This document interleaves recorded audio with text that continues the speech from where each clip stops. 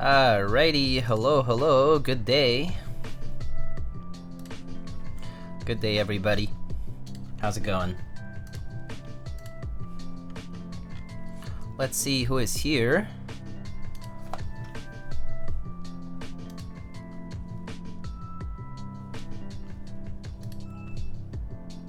Whoa! Whoa, there's so many people here. Welcome everyone. My name is Diego. I also go by Lightning. It looks like I am on the front page on Twitch right now. But anyway, welcome everybody. So here we build custom keyboards. But anyhow, let me say hello to Drua, Mayhem Eric, One Drunk Man, Killswitch, Lana. How are y'all doing? I hope you are all doing well. Peaches, good day. Itherac, hello. Snickreb, good day, good day. Kind Ion, hello. Beige Lad, good morning for you.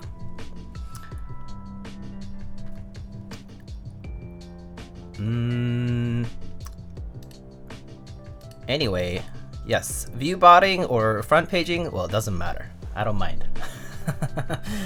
Alright, anyhow. So welcome everyone.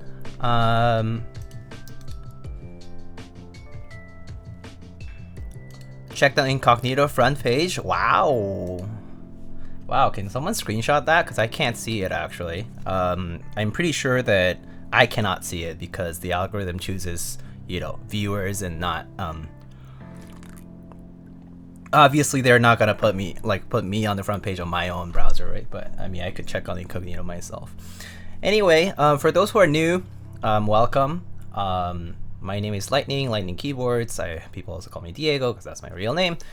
But yeah, so we build custom mechanical keyboards here. You might have heard of Teja Types or of Alex Oto's or Apiary Keyboards or other people who are in the scene who build custom mechanical keyboards for people. So I pretty much am a builder really. I'm focused on building keyboards for other people and myself.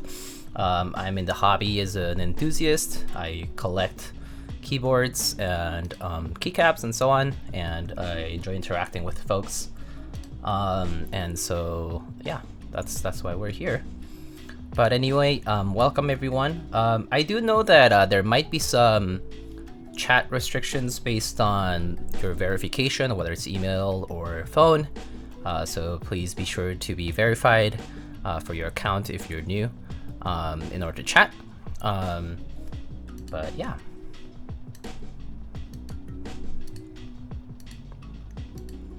Alright. And yeah, welcome everybody. Let's see. Wow, lots of new follows. Thank you everyone for all the follows. I see a few people here. Snackside, NT69, Darksider, Whackcat, Flack. Welcome.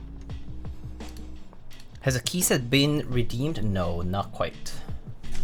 Alright, so let's get right into it because I did start later than I was thinking. So today we are building a TGR Jane v1.5, which is also called the TypeMachina Jane.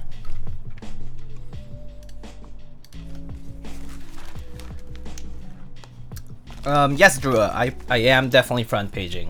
That is because I am part of the Asian Pacific Islander Heritage Month list of streamers and creators. And so I am currently featured this whole month for the front page carousel, and so this week is actually one of the weeks where I am more likely to be on the front page, so that's why we're here. Anyway, so we're going to be building with these MX Blacks. So these are Cherry MX Blacks, but these apparently have been mechanically actuated over 320,000 times to create a smoother and more consistent feeling across the badge. I've already looped and spring swapped these. These are looped with Krytox 2.5 grade 0 and spring swapped with 62 gram springs. So there should be enough of those here. And then we have a Hiney Bush FR4 half plate. How smooth are they? Oh, super smooth actually. I did I was pretty sure that these are probably like as smooth, if not smoother than like some of the smoothest switches I've tried in general. They're very, very smooth. I do think that the mechanical actuation thing, like it does work, but I would say that is it worth the premium is up to you to decide. I think that kind of depends on what your threshold is for, you know, how smooth you want your switch to be. Oh.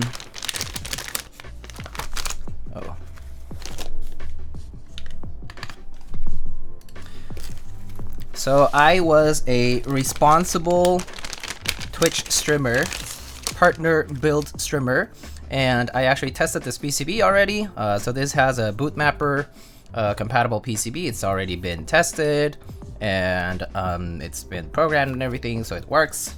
So this is what the PCB is going to be for this. And then, hot damn, 2K viewers. I know, this is crazy. It's the first time I've had so many viewers. I would say that the other time I've had like over 1K viewers was when like Nathan raided, and that was only for, you know, like an instance of time. So like not too long. And yeah.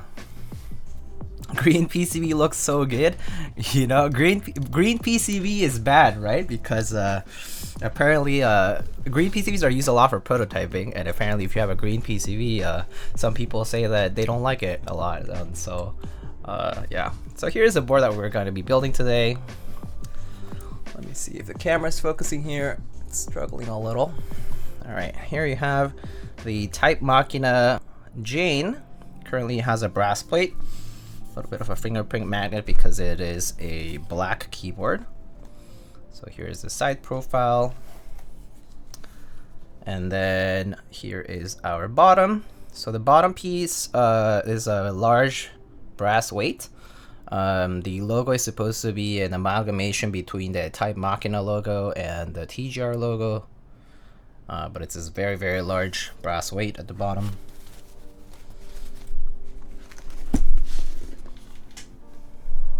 What does the M stand for? It's supposed to be for TypeMachina. So TypeMachina, for those who don't know a little bit of the history behind it, basically is an initiative that Originative Co.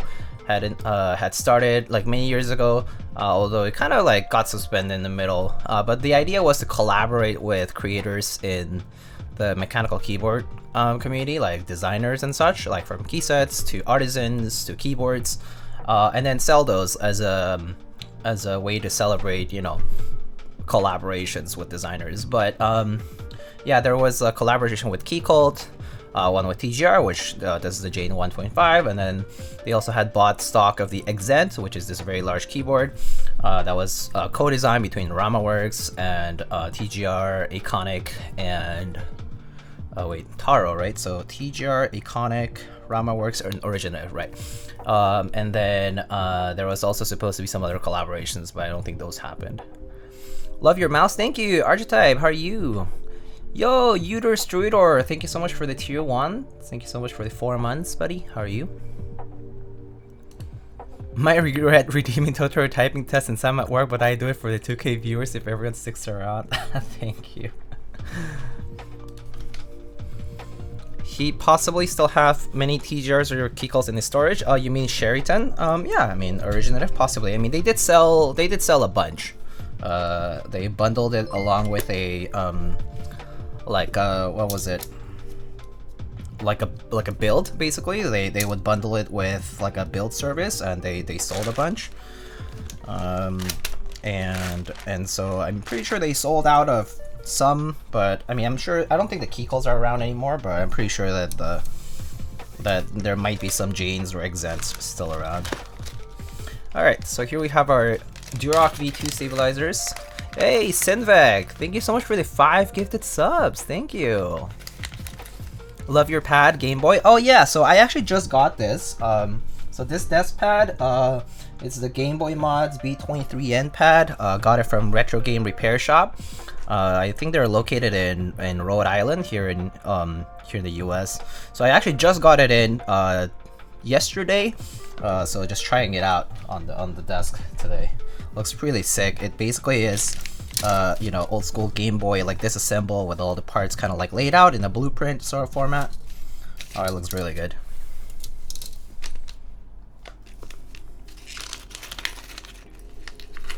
Do viewers not count as chatters in the viewer list? I don't know actually, Drew. I don't know exactly how that works. I've never had to worry about it, I have to say. So it is a very rare occurrence that I'm not sure how to exactly handle it, but you know, here we are. Alright, so if you're here from the front page of Twitch and are new to custom mechanical keyboards, 2.3k LFG, let's go, Popcorn! Thank you so much for the 200 bits. Thank you, thank you.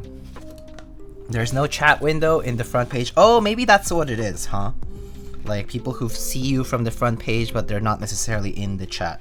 That would make sense, actually.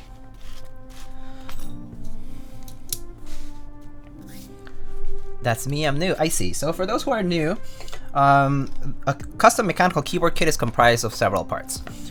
So the first thing obviously is the keyboard itself. So here we have a custom aluminum case. So this was machined, and so there is the case itself, which here is in black, and then here the gold looking part is the plate, the key switch plate, where you can fit your switches. And so this is a separate plate that in this case my client purchased to have this keyboard built in.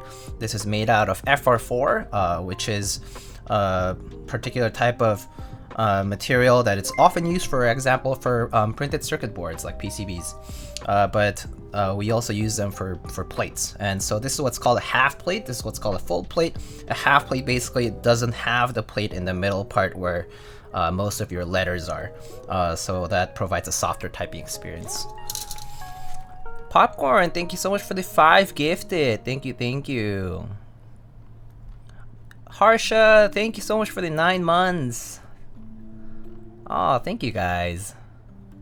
Technically I watch without chat but with Chatterino on the side. Oh yeah, I do that a lot too, to be honest. Hype, let's go. Thank you guys. Hi Diego, have a great stream and congratulations on your successful Dolge R5GB. Oh, thank you so much. Kokole Tex, thank you so much. My first big group buy, I guess, finally is about to finalize with shipments going out this week, so yeah. Popcorn is addicted to hydrates. Yeah. Anyway, so now, so this is the printed circuit board, or the PCB here. This is the brains, the controller of the keyboard. Basically, this is what sends the key strokes to your you know, to your computer when it's plugged in. Here we have a USB mini port, although a lot of modern PCBs now have USB-C connectors. Wow, so many alerts. I'm like so not used to so many alerts. Wow, Poner, thank you so much for the 5 gifted. Dude, thank you. Let me see. I need to adjust some settings here because, wow, there's so many alerts. Okay. Oh, it's the best switch for gaming, whichever you like typing on the most, actually. Alright, so the PCB here, and then we have stabilizers here. So the stabilizers are for your longer keycaps, like your longer keycaps, like the shift key or the enter key. I mean, the enter key, the backspace, the space bar. Those are stabilized keys, and so we need stabilizers to have those work properly. So what we have here, this is Krytox 205 grade 0, a lubricant that we apply to our stabilizers. Basically, this is to make the action of the stabilized key smoother, and also to eliminate the rattle that happens between the plastic and the metallic parts in the stabilizers. So I apply these with a brush. Popcorn, thank you so much for the next 5 gifted. Wow. Was the QC for the v1.5 done by TGR themselves? I believe not. What is the best gaming tape?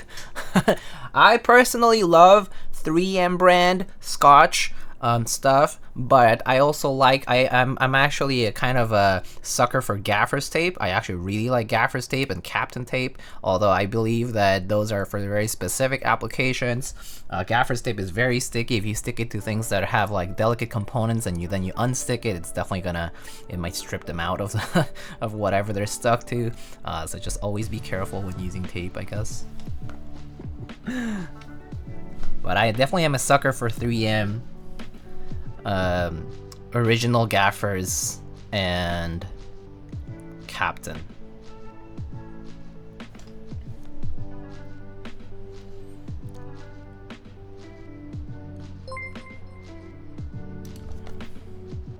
Alright, so yeah, I apply some of the lube here at the outer housing and do it for all of them. Scotch tape for PCBs? Imagine. Oh boy. Guys, why are you guys encouraging things like applying tape to newer folk? Is this good practice?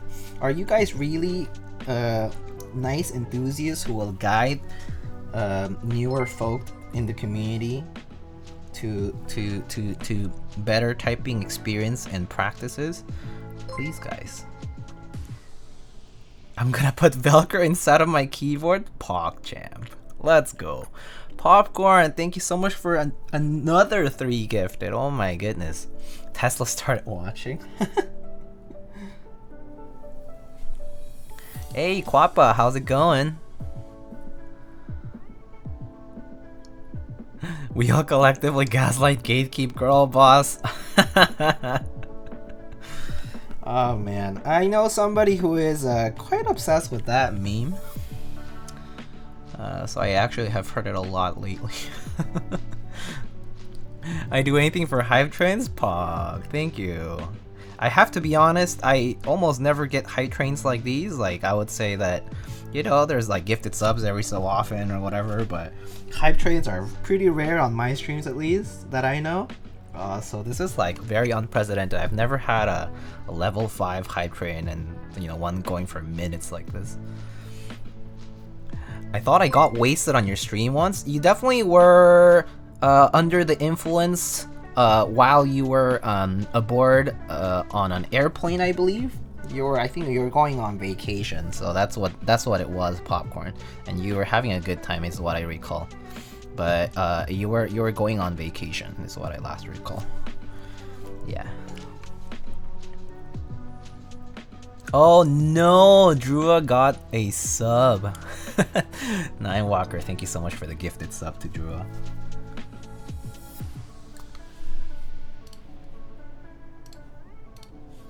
Alright, thank you y'all for those hydrates. I shall hydrate.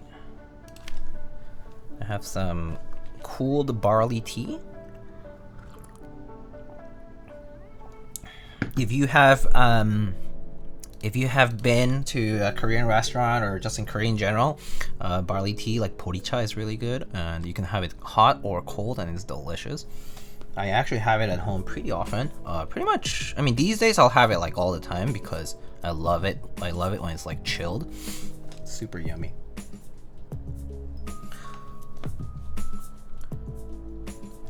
I just arrived. What happened here? So obscure. To kind of explain, I believe I am front paging on twitch.tv right now, and this week is going to be a week where I think I have a high chance to be on the front page during the week. And so yeah, actually next stream when we build that moat sonnet, it's very likely that we'll be on the front too.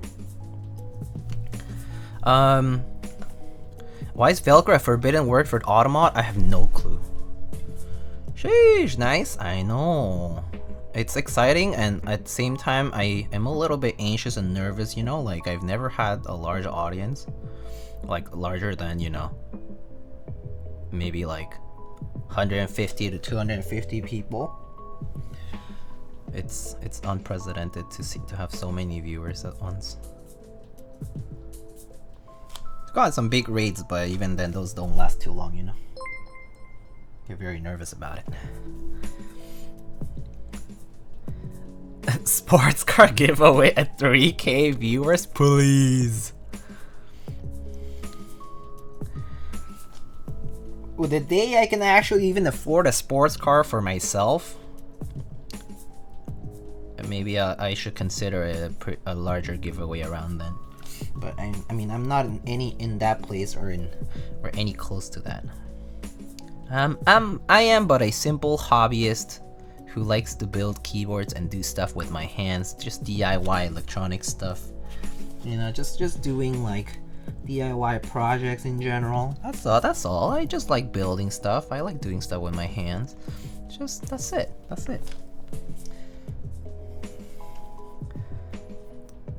Diego, can you add a heart rate monitor overlay? Oh, but how am I supposed to monitor my heart rate? I would definitely do that if I had like a Fitbit or something.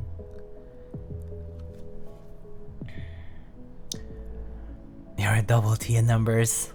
Holly looks so good. Why didn't I buy an extra? Yeah, Holly actually looks really nice. It's like really perfect for like gray or like dark blue boards. Also, I just got your stickers, so cute. Oh yay, I'm glad you got them. Sometimes it's hard to tell whenever you mean you can't afford a McLaren selling keyboards? Yeah, no. I don't even sell keyboards! Wait a second. Ninewalker, I don't even sell keyboards, dude. I just build them and send them back to the people who send them to me to build. I don't even sell them at all. So there's actually not even like business in terms of actually like buying or building and selling keyboards. There's none of that. It's just the service. It's just the service fee. Apple Watch? Oh, I'm not on the Apple ecosystem, but if I were to somehow transition into an iPhone, I would get an Apple Watch. But again, I've told this to my friends many times. I've been on the Android ecosystem for a long time. I started off on the Nexus 4, and then I transitioned over to the Pixel. And I told my friends, oh, like the reason I don't have an iPhone is because iPhones are kind of expensive, and also I just didn't really like the iOS experience as much. And then I was like, okay, well, I will actually transition to an iPhone if I were to be gifted an iPhone or something like that.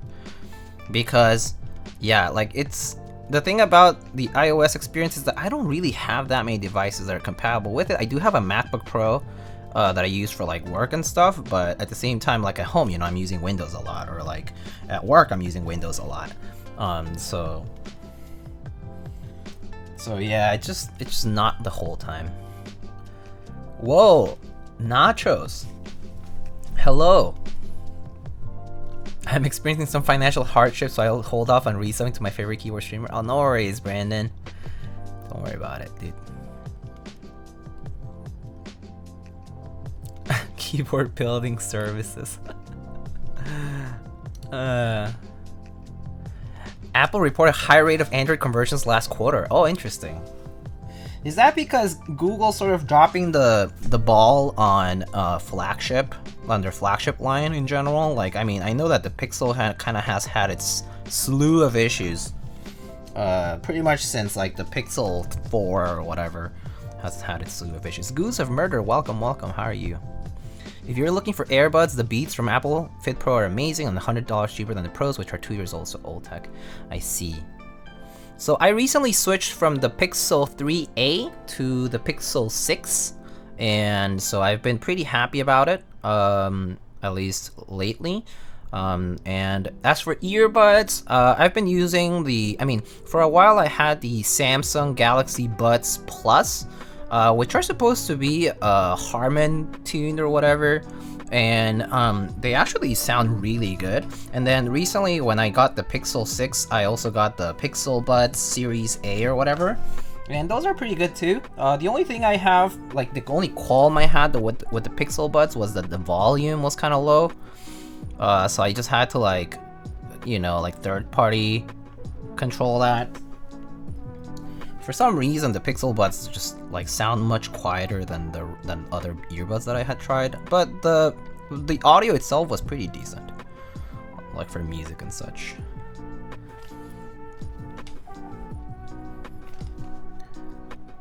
Pixels has had so many issues since the beginning of Pixels, TBH? I don't know. I personally can't say that I've had a bad experience with Pixels, to be quite honest. Fortunately, but I do, like, I have read a lot about them, so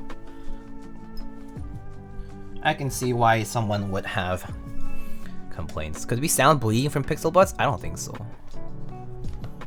We are a big streamer now. We'll see how we do on viewership, maybe after the month of May. If we have a consistent viewership after the month of May, it'll be pretty interesting. I have to say, I am a little shy.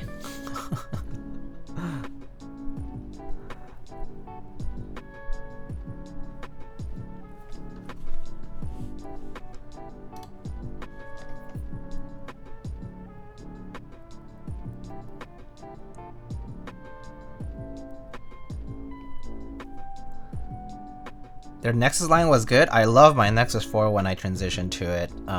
When I still had a not smartphone. The Nexus 4 was my first smartphone, actually. Ever. You don't make moaning sounds when you put on keycaps using the nipple technique? Yeah, unfortunately, I'm not as cool. And you can't quite do that. But that said, Mr. Teja Types, it's a legend. Novelkeys charcoal caps are pretty hot. Oh yeah, I saw the new keycap sets they dropped. The charcoal ones like really look good. Excuse me. MSA, hello, what's up, buddy? I may hate Apple, but their iPhones get an okay for me. I mean, I honestly really like the iPhone. Especially like really like their camera quality and like just the overall usage. If you have a lot of other Apple compatible devices, it's really nice. I mean, like iOS compatible, it is really nice. But I personally don't, so I haven't transitioned to it. Maybe one day I would if I were to purchase like new stuff. Thoughts on holy clackers? Exclamation holy clackers will answer your question. I was just about to go sleep, pop in to say hello. Oh, I see. Thank you so much for stopping by, dude. Godlike Linear's holy clackers.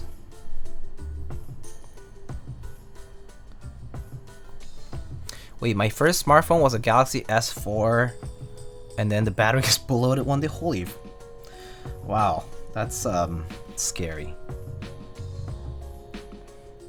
Wait, but that clip is not PG? Very elitist, please. Maybe viewers who are new to the stream will soon realize that maybe I am not the perfect introduction to the hobby. That said, I am generally pretty friendly, and I also try to help wherever I can.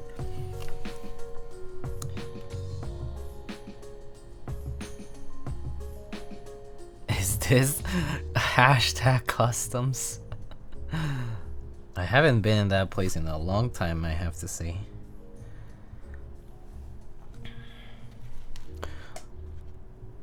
We are definitely not an elitist chat, isn't that right? You know?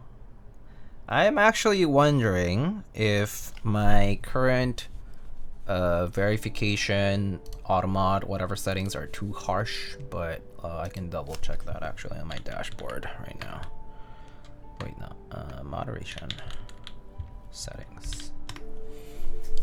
Let's see, so right now, pretty sure that people need to have a verified email, and most people need, oh, I see. Yeah, phone number is only if you don't have it, you have to like have been following, and your account has to be older than a certain amount of time. So it's not that stringent, to be honest. Phone number is extreme, yeah. Verified email I think is a must. I personally think like if you have any kind of longevity on Twitch, verified email is pretty much like a minimum, especially because like, you know, view bots and follow bots are pretty Like there's like the hate reads and all that kind of issue stuff.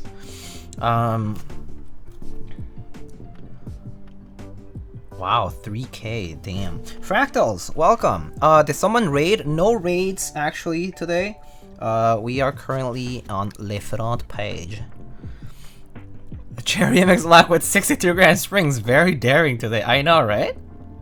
Speaking of springs, guys, did you know that my favorite springs come from Popcorn 0602's business, which is a fantastic business called Makebo.com. They're located in Orange County in California, and they sell TX springs, my favorite springs to use for any spring swaps on mechanical key switches that are MX compatible. So you should check out Makebo.com for springs and other things like key sets and switches and stabilizers whenever those are available, and TX films, switch films for all your modding tools. Hashtag ad that isn't really an ad because I just felt like saying that. Technically, Makebo, not even a sponsor. Smooch. Just kidding. Well, actually, that's technically true. But I also like Makebo, so I'm just kind of being a shell because I just like supporting businesses that I, you know, enjoy buying from. Still fire products? True. After 300 subs, might as well do a little marketing. Pog. Wow, Diego, do you have a promo code or referral for Makebo? I unfortunately do not. Sponsor viewer. RS60 Solid when though? Actually, RS60 Solid when though? That red is hot on the RS60.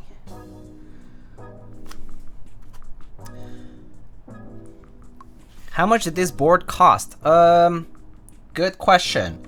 I suppose the retail through TypeMachina was like, how much was it? 650? Something like that, right? 700? I don't even know. It was not cheap. But I think the client may have bought it in the aftermarket, so it must have been more expensive than that. Which, you know, to which price, you know, the price info I actually don't know. But yeah. Can we do KBBQ on RS60? If you had to pick one product to buy from Makebo right now, what do you buy? Oh, springs, no doubt. Springs or switch films. I think those are the two things that I buy the most from Makebo. Like actually, popcorn can actually confirm this, but my like orders for springs and films always ends up being like chunky because I always buy like, you know, like 5 to 10 packs of each. I love lightning fast code until midnight. Yo, let's go. Lightning fast code until midnight, 5% off, all in stock. Look what my non-intentional intentional free shilling has done.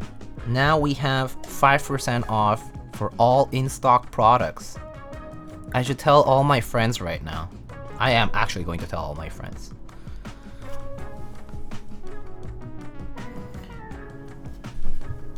You gotta get TX stabs, literally the greatest thing since sliced bread. It will also clear your pores, align your chakra, and pay off your student loans and raise your credit score by 420 points. True. Has sliced bread ever been as good? Probably not. Except this morning, I actually did have a bit of sliced bread. I had a piece of toast, and it was hot, and I put on some butter, and then I put very little amounts of Vegemite, which my friend Mick Balls was very kind to send. Vegemite, basically a blast of umami in the midst of delicious unsalted butter. I actually really like it on toast.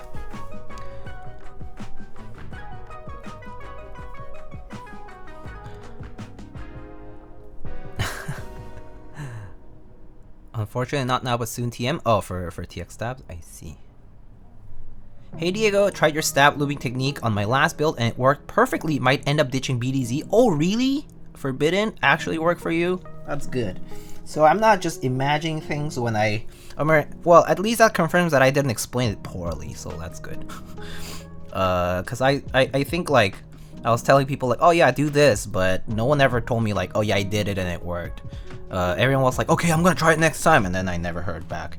So I kind of felt like maybe it was trash.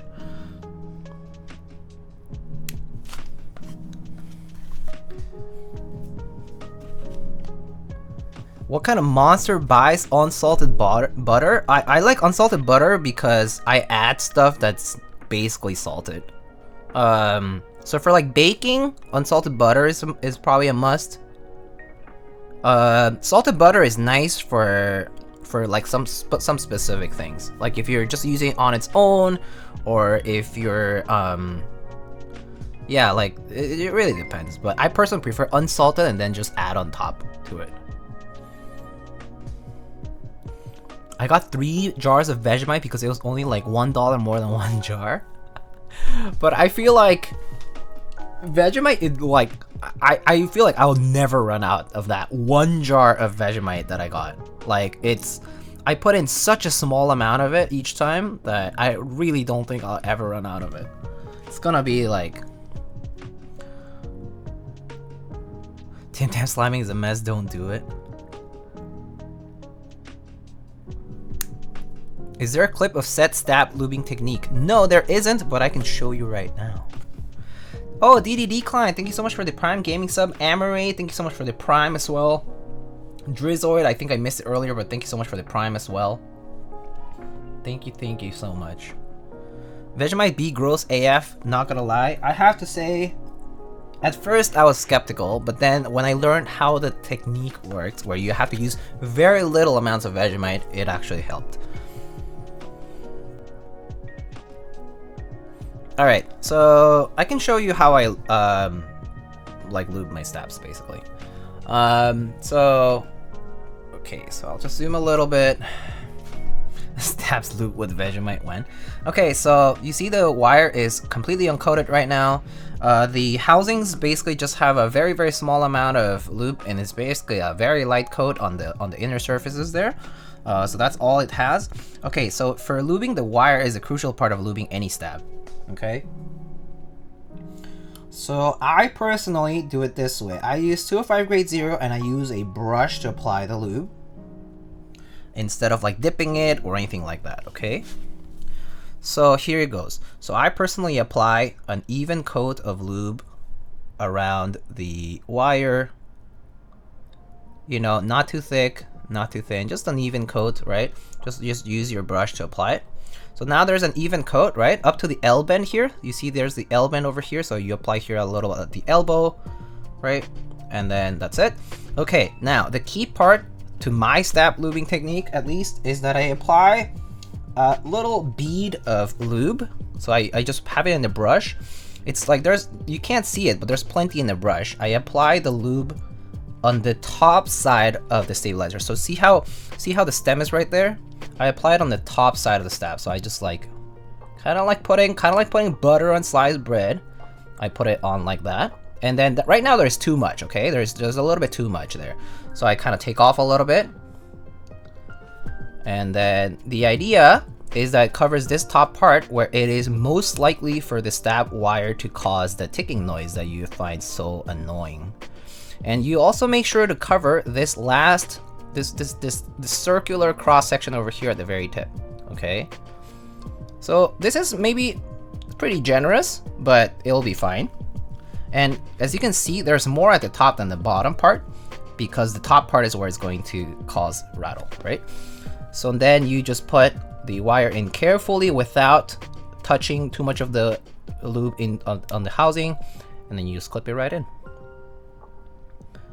Clip it right in. When I do that, it usually gets scraped off when putting it back in the stab housing. So that's also another part that you will get better with practice. You'll get better with practice when like when you're putting the end of the wire here, it will get a little bit scraped off, but the idea is that you just have enough for it to fill that space, but also like, not a too small amount that, once it's scraped off, it will rattle after that. So it's just a matter of like trying it over and over again until you get it right. And really it's just a matter of practice, and like you'll kind of like eventually know how much lube you actually need for that section. It kind of like just depends, like it just depends on the day. Like I feel like sometimes rattle comes sooner, sometimes rattle comes much later, but I would say that the initial application is the most important one, because your first build, like once it's all said and done, the one thing you need to recognize is that it will 100% most definitely start ticking or rattling at some point in the future. Like it's inevitable. The lube will displace, it'll move as you use the stab or whatever, it'll just happen. Even if you use BDZ, XHT BDZ, and you use a lot of it or whatever, it'll eventually move, okay? Like it'll eventually move. It might take longer for the more viscous XHT BDZ, but it will eventually empty. Like that spot will eventually get emptied because of all the moving and whatnot. So that's why your initial application is important, because you need to kind of have like a baseline amount there that's sufficient for that first time, and then later on all you're doing is just adding a very small amount just to refill the gap. And also you do it like with a, like I do it with like I use like a syringe here with a blunt end, and you can do that, but like I literally add like just barely, like it barely shows at the tip of the syringe. I don't inject enough to like squeeze in, like it's just enough to like fill the gap, that's it. So like any subsequent applications are very small relative to the first one, but it's bound to happen. Like it's going to tick at some point. That's just inevitable. Do you lube tactile switches? Yes, I do. But I lube the springs, and I only lube the sides of the stem, but I do not ever touch the front legs for tactiles. How often would you say that you replug at lube back? It kind of just varies. Sometimes it's weeks, sometimes it's months. It just varies. I can't, like, there is no way, I haven't ever measured it like properly, like how many days or how many weeks or whatever it takes for that to happen, but I would say it just kind of varies. Like there are some boards that I've used extensively for like several weeks, or that like I've like, you know, taken to work or whatever, for example, and I've used for a long time, and they have not needed any reapplication of lube on the stabs. But again, it's maybe luck. It's just luck maybe that the lube just kind of stayed where it was applied initially. It's just hard to say. I personally just feel like it's better accepting the fact that it's gonna happen and just redoing it, or being willing to redo things every so often, than trying to find some kind of perfect solution that I don't think really exists. Like yeah, TX stabs definitely have better tolerances, for example, but no, I personally believe that no stab will ever be perfect, because there will always need to be some kind of space between the plastic and the metal wire for the mechanism for the rotation part to work properly. So it's just like this is just an inevitable thing. Like I do think that like stabs have gotten better over the years, like some of these new iteration, like the Stabies or the TX, and maybe like even Durock V2s, but I wouldn't say that they're like none of them are going to be perfect. I might have missed it, but is there any specific reason why you prefer 2.5 G0 all the way rather than BDZ for the wires? Oh yeah, so several reasons I actually prefer 2.5. Number one is that I like lubing the housing on the stabilizers, and you cannot do that with BDZ. Another thing is that if BDZ and 205 make contact with each other, it gets really messy. Which is possible if you're doing your wire with BDZ and you're inside of the housing for the stabilizer parts with 205. Eventually they are gonna make contact because it starts like, you know, moving around. So I don't like that. BDZ is also pretty messy just in general to apply. Like it's almost like a paint, and it pretty much does not come off whatever you put it on. So making mistakes is kind of unforgivable on BDZ. I tend to get a little bit picky about that, so I don't like using BDZ at all for that reason. It is true that it works, and it probably would stay better on the wire, for example. So like isolating the issue to the wire, BDZ does probably does work better and for a longer amount of time. But personally, because I prefer applying some lube on the housing, it essentially makes BDZ a harder thing to work with, so I don't use it at all. And I would just rather stick to one substance. Yeah. I find BDZ easier to control and less messy. Personally, I find it the opposite way. And that's mostly because of like the way I like to lube my steps. Like it has nothing to do with... Yeah, I really just think it's because I like want to lube a certain way, and like whenever I do that with BDZ, it just ends up being a little bit messier.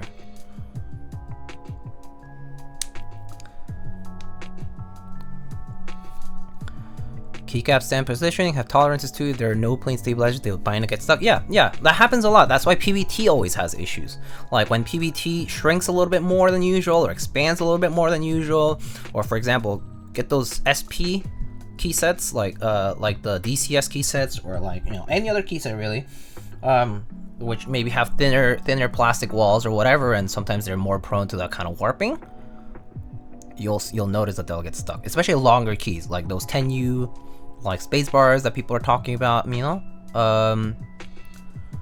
They might get stuck too because they just have like the tolerances for the keycap stems are going to have a role, are going to play a role there. And so yeah, so that's also another issue. It's not just the stabs, it's always like an I guess what is that, an interaction between several parts. But like it's always nice when you have control over one, so that you can just depend on the other to figure out your issues. Alright, so stab lubing is done. I'm so jealous of your mouse. Oh, thank you.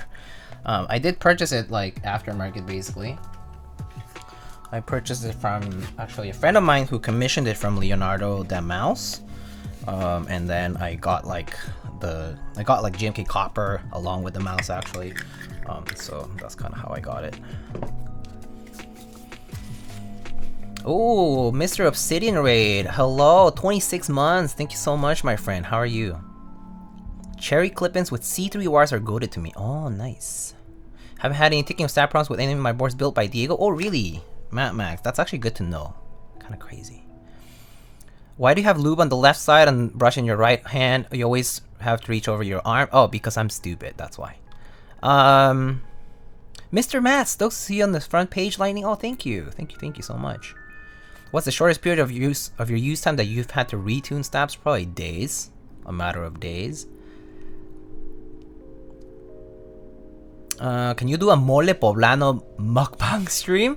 Mukbang stream, maybe. Cooking stream, no. I'm not gonna do a cooking stream. The setup just pisses me off. I don't want to do that.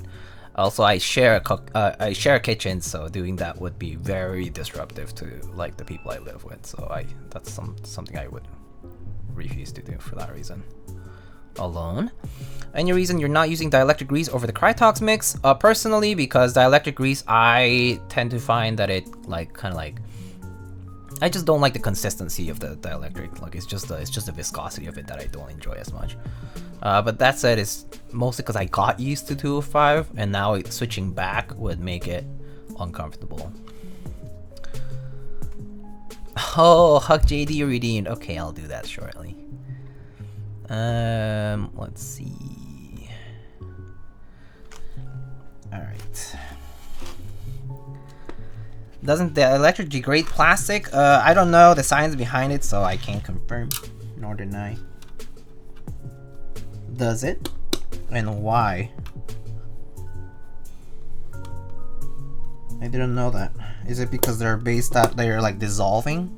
Like they're based out of the same, like they're like the same organic materials or something?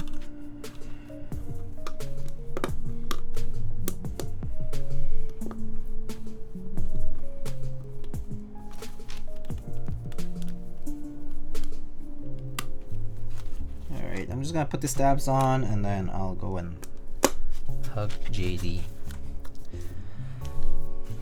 I've heard degraded toper-domes cannot confirm or deny. Yeah, I haven't seen like photos specifically of the degradation process, so I can't quite confirm that either. Alright. Yo, Captain Mike, what's up, buddy? How's it going? Okay. Alright. Let's say hi to Mr. JD.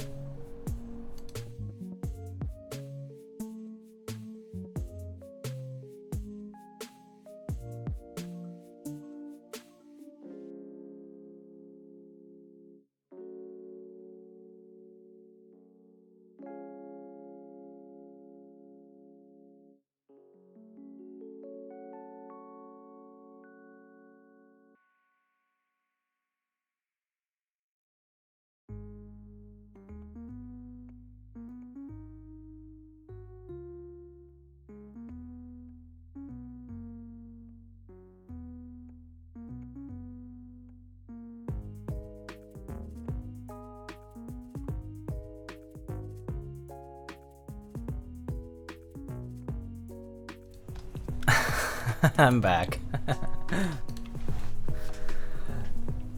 Good old Gatoron and No and JD. For those who don't know the context, JD is a 6 foot long tiger that my viewers were very generous in purchasing for me because we were looking at the Amazon listing, and we just happened to have just enjoy what was happening. And basically the long story was that there were these like children, like stock photo models basically, and they're modeling with the toy with JD's, you know, siblings, I suppose. And basically they look really miserable in the models, like in the model photos for the product page. And we were like, oh no, we must save the tiger. And chat was generous in making donations to make the purchase happen. And so 2-3 days later, a like 8 foot size box arrived to my door, and that was that.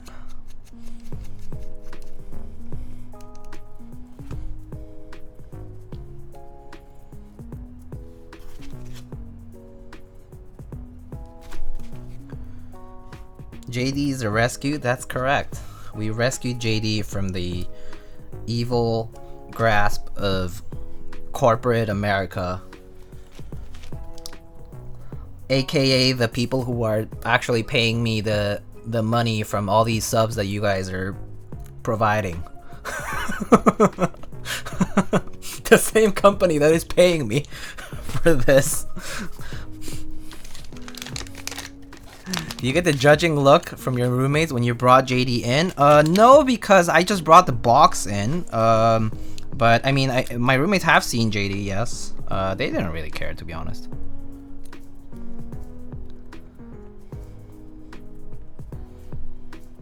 Damn it, they always win. Got tricked.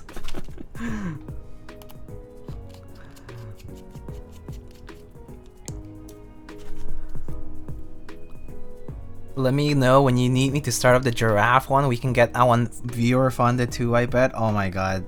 The problem with getting a lot more like plushies or whatever is really that it makes it so much difficult to keep a space for them that's not, you know, that's not awful, really. Yeah, New York apartment things, I just don't have the space to have bajillion plushies and whatnot, and at the same time be the terrible kind of collector I am in keyboards, which is which is essentially a hoarder, but you know, yeah.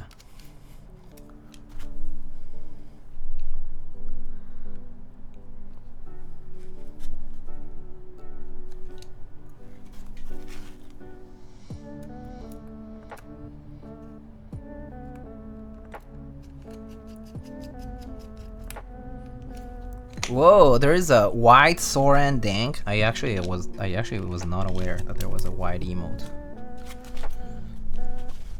Alright, looks like we have put on the stabs. It got added today? Hoarder of metal plastic rectangles? Yep. Yep. Unfortunately? Fortunately?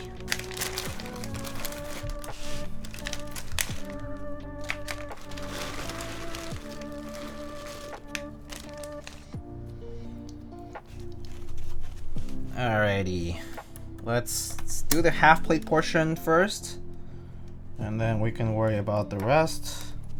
Well, we need to test the stab, so that's why we need to do this part first. So then, for those who are new here, the next part after the stabilizer, so these are the stabilizers and they get installed onto your circuit board, your PCB. The next step would be to install the plate, which I have put on top of the PCB. And then we are installing our key switches onto the plate, so that we can prepare the board to be soldered, and more importantly to also test the action of the stabilizers. That would be basically the next step to follow here.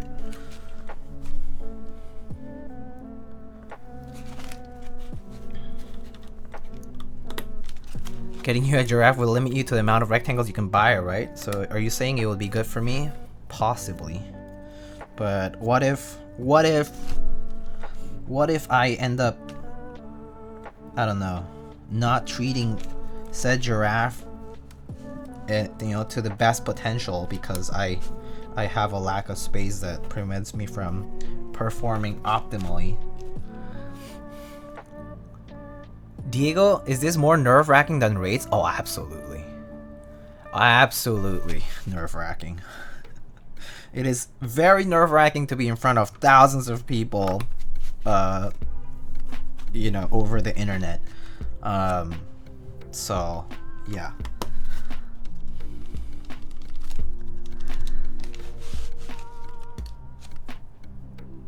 None of us are real, though. Oh yeah, I forgot about the front page event? Yeah, so we are front paging today. And probably next stream too. But we'll see. Be not afraid, says the Horde. Ah, oh, thank you. Malam, thank you so much. That's so nice of you.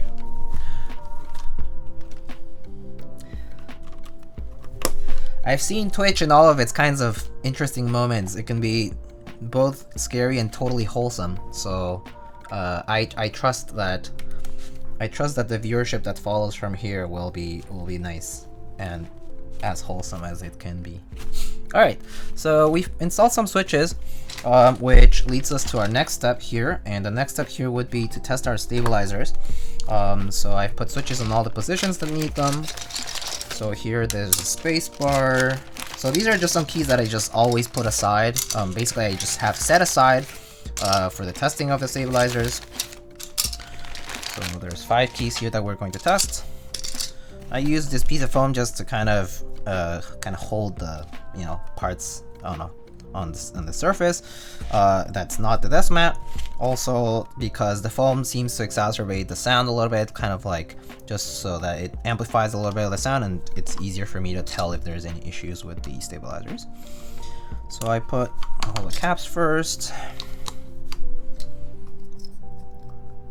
How does the 1.5 compare to the v2.0 CE? They are pretty different designs. So the v1.5 Jane is basically the same as the v1 Jane. They are basically they're almost identical designs. They have the same kind of plate usage, which is based actually on the Duck Orion v2. The Duck Orion's plate design is what inspired the Jane v1. So it has the same plate usage. this 10-point mount, top mount plate, and so yeah, that basically types like a Duck Orion. And what's different is gonna be like V2C, for example, has a post for like the O-ring thing, which the other boards don't. Not even the Jane V2, you know, has that. And obviously this is like 87 key or, you know, 84 key layout, and the Jane V2C is like the 88 key. So yeah.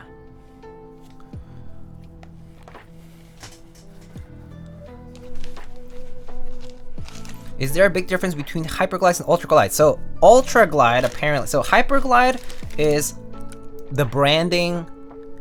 Hyperglide is just the branding from Cherry MX, Cherry Corporation, Cherry MX company has a marketing term called hyperglides for their newer batch of Cherry MX switches that they make. They call them hyperglide technology, whatever, basically to say that it's smooth or something. It's just the marketing saying. You know, it's just a designation that they have set for themselves. And then someone in the community, specifically these people at rndkbd.com, they started taking these hyperglide switches and put them into a machine that could actuate them mechanically over, you know, here 320,000 times, and they called that ultraglide as a way of playing with words. So that's the difference. How do you have a big bongo in the top left? Oh, I won this. I won this in the raffle. I actually need to get an adapter for it. That would be lovely. Let's see. Melam asks, I've been wanting to get into mechanical keyboards, but I've become so reliant on ergonomic keyboards, and there don't seem to be a lot of ergo choices. Do you have any recommendations? Okay. This is where maybe Soren actually could contribute a little bit here, but ergo choices are definitely limited in our custom mechanical keyboard community. However, it doesn't mean that there aren't options. There is actually a very large, well, decently large sub community, specifically like a lot of the like Japanese mechanical keyboard community is pretty heavily focused on like all kinds of ergo layouts. There is also a, you know, like a smaller part of the community also that's focused on ergonomic layouts. But I think the key portion here is like, if you want a custom mechanical keyboard, let's say, that has its own case, its own PCB that's programmable and all that, it's that people have been trying to like have certain standards for them, and so that's why the options are not as widely available. There are like DIY projects where like people have come up with, you know, they attach like a, you know, like a Teensy, which is like a small microcontroller, and then hand wired a matrix with, you know, just regular metallic wires and solder to create an addressable matrix, you know, for the keystrokes. But you know, there's also people who design PCBs, for example, and have made custom boards like that. But so yeah, so for example, yes, I will show you some boards here. So for example, there are boards like this. So this, for example, is a essentially it's a twist on the 60% layout. So the 60% layout normally takes away the numpad section, the navigation cluster that you have on the 10 keyless, the function row. So this is basically a play on the 60% layout, and this is called a meridian. This is what, you know, some people might call it like unified split, because it's like split in two, but it's still like in one unified case. There are fully completely split ergo options where you might have two completely split devices that communicate with each other to coordinate the keystrokes into the computer. You know, there's like options like that. And then there's options like ortholinear, where like the columns and the rows might not be staggered as such, so that it basically is like a square grid of keycaps or buttons, I guess, that you can press to send the keystrokes. But yeah. So there are options that vary in this sense, and I think the most important thing, Malam, would be to figure out your form factor. Yeah, your favorite form factor. So this is like a 60%, which I personally can use totally fine. So this is pretty comfortable for me because I have access to, you know, this is like I have access to all these keys, and then whenever I need to do like F row, I do FN, 1, 2, 3, 4, 5, 6, 7, 8, 9, 10, you know. If I need arrow keys, I do FN, and then I use the arrow keys that are normally programmed like on the Happy Hacking keyboard, which are these. This is up arrow, left arrow, right arrow, down arrow. And then, for example, home and end, I have them over here. Page up, page down over here. Caps lock over here, I have it. Although I normally don't even use caps lock, so I don't even enable it. I put media keys somewhere over here. Things like that. And, you know, space bars, you can also program them. Like, for example, nowadays keyboards are programmable in the sense that you can do like, there's like a thing called tap dance where you can basically like based on how many times you tap a key, you can program certain actions for it. Or like if you press, it's going to be a space bar, but if you hold it, it goes into a function layer, for example. And so keyboards are basically programmable however you want, in any layout you want. So that's the nice part about it, when people design custom PCBs that can be programmed and like that. But yeah, that's kind of like the general insight on like boards that are ergonomic, is that yeah, the options are not too plentiful, but I think the key portion would be to find your ideal layout and then to narrow down your options from there. Like start talking to the people, like to people who are in the hobby or who have also been interested similarly, like maybe to see if they found those options you know, over time, because I'm sure like some people sometimes post on like Reddit or like other forums where they're like, oh, I saw this like image of this board and I kind of wanted something similar to it, but like in this particular different way, and like maybe somebody already like tried to make something like that. So yeah, can you tap dance? I can't. I'm not a good dancer, but yeah.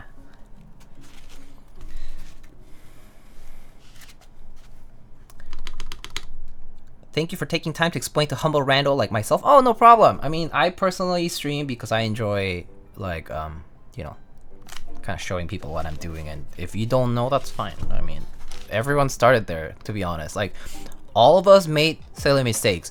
All of us have done things like forgot to put stabilizers before putting the plate, and then soldering your switches, and then realizing that you don't have stabs. A lot of us have, you know, not properly clipped the stabs onto the PCB. A lot of us have, you know, made mistakes like that. I mean, it's always, well, it's just like things like that happen. And I think being new should, you know, I think people when they get into a hobby, like they tend to kind of grow this sense of like pride about being in a hobby, and so it's very normal to find people that are like, oh my god, if you don't know this, you must be dumb and you can't read. But you know, just direct people to the right place, and I think it's easy to learn.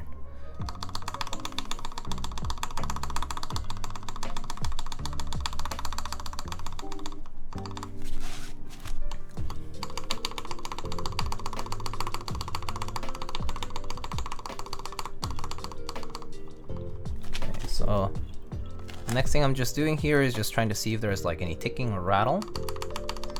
Seems okay. Sounds pretty good. Using a TKL with stock stabs for 2 years because I forgot to clip and loop them before installing. No, 2 years? What makes the TGR Jane so special? I'll answer that question because there's a lot of newcomers who see the name TGR Jane and think about that question. Many reasons, but I'll explain some of them. First of all, TGR Jane in general has become very popular due to its aftermarket prices. That definitely is not exactly it's not a one-to-one correlation to like, you know, how the keyboard performs or how it compares with other boards, etc. It's like it's a mix of things where it's like supply and demand, market forces in action, and then also like branding, for example. So one big reason why people laud the TGR Jane, for example, like, or the overall TGR brand, is because the designer who is behind TGR, his name is Yuktsi. He's a designer based in Malaysia, and he has been in the custom keyboard community for I think 7 years. 7 years? No. 8 years, I think. 8 years. 7, 8 years. And so when he started designing keyboards, he kind of based them off of custom keyboards that were initially designed in Korea. So he was actually very inspired by keywords that like he admired himself. He was like, oh, I love these Korean custom mechanical keyboards, and I kind of want to make something like that for myself, just for myself to use. And then people were like, oh, that looks pretty cool, and like we don't have that here in the West, so like can you do like a small group buy or something like that? And then that's kind of like how some of his designs like the Jane were born, and that kind of started being shared in like these like enthusiast groups. And at first they were just like any other custom mechanical keyboard, where like it's just a small group of people who happen to own this particular designer, this particular maker, really just another enthusiast like yourself. You just happen to own the keyboard that they design, and you find that you find it nice, attractive, it works. But I would say that the TGR brand really started growing after it has been featured on some like bigger streams, and more importantly because it has had some like record high kind of like sales in the aftermarket, and also because people kind of respect the designer. People respect the yuktsi TGR designer as someone who like designs out of like a passion for the hobby, and so they're like, oh, like he's a very sincere, honest guy who really kind of like makes these keywords because he likes them a lot. And they also happen to be like nice to type on. However, not all, like, it does not necessarily mean that they are the highest quality, the highest like whatever finishing quality, all that kind of stuff. That actually did vary a lot. Like in the first round of TGR Janes, I think they were pretty good because they were only like 20 units or something like that. But then, like, for example, if you take like the TGR Jane CE, which was like just like a slightly different iteration of the first TGR Jane, it was they had issues with like anodizing, and the finish was not perfect. Like the top piece would look a little off, like relative to the bottom piece, and like people had some like issues like that. But I think the reason why people respect yuktsi a lot, the designer, is that he followed through to like try to help these people, and also to kind of like be honest about like the updating, and like kind of just like following through like with his, I guess, customers, but really fellow enthusiasts, in making sure they were satisfied with their boards. So yeah, people consider him like a very nice guy, very honest, kind of like down to earth sort of person. And I think with the respect that people held towards the designer, the name of the brand grew along with it. And then that kind of hit a point where there were enough people in the market who were willing to pay higher prices, and so it really got bumped up a lot. And then now it's like, oh, TGR Jane, like the name TGR is just like this big brand, and like it's this like highest class sort of keyboard. But at the end of the day, it really is just another keyboard designer, who there are a lot of them in the hobby, in our community, and a lot of them make very nice keyboards. And honestly, I would say that if for you the name of the designer or the brand or the keyboard itself, the design of that like matters to you, if it's aesthetically pleasing to you, like that specific look, you like that inspired by Korean customs kind of look, if you like that, then it's for you. But I would say that that's what makes TGR special, I guess. Yeah. Is that a good explanation? I think that's the best way I could explain it without having to make it somewhat subjective and somewhat objective, I guess. But that's like my best interpretation of how people perceive it. Okay, let me see. Oh, Juan, thank you so much for the 20 months. You're the best. Oh, thank you, dude. How are you? Good to see you. Alright, I'm catching up here with chat.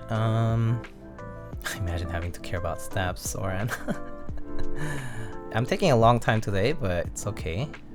Alright, I addressed that TGR question. What are the big wedge on the two bottom mounting points for? These tabs, I think these are just because the cases have, the cases themselves actually have like very large tabs where like the plate can be mounted for, but the screw only attaches here. Yeah. Wow, we have 3.2k viewers. Wow. Sam started designing because he couldn't get custom, so he just made them himself. That is partially true, yes. Part of the reason why yuktsi, who's people also call him Sam, made TGR and keyboards was because he admired them and he wanted some for himself, and so he was like, I look after them, I admire them, and I'm going to make something similar to that, or like based on that kind of design. So that's kind of like where it popped off. Alright.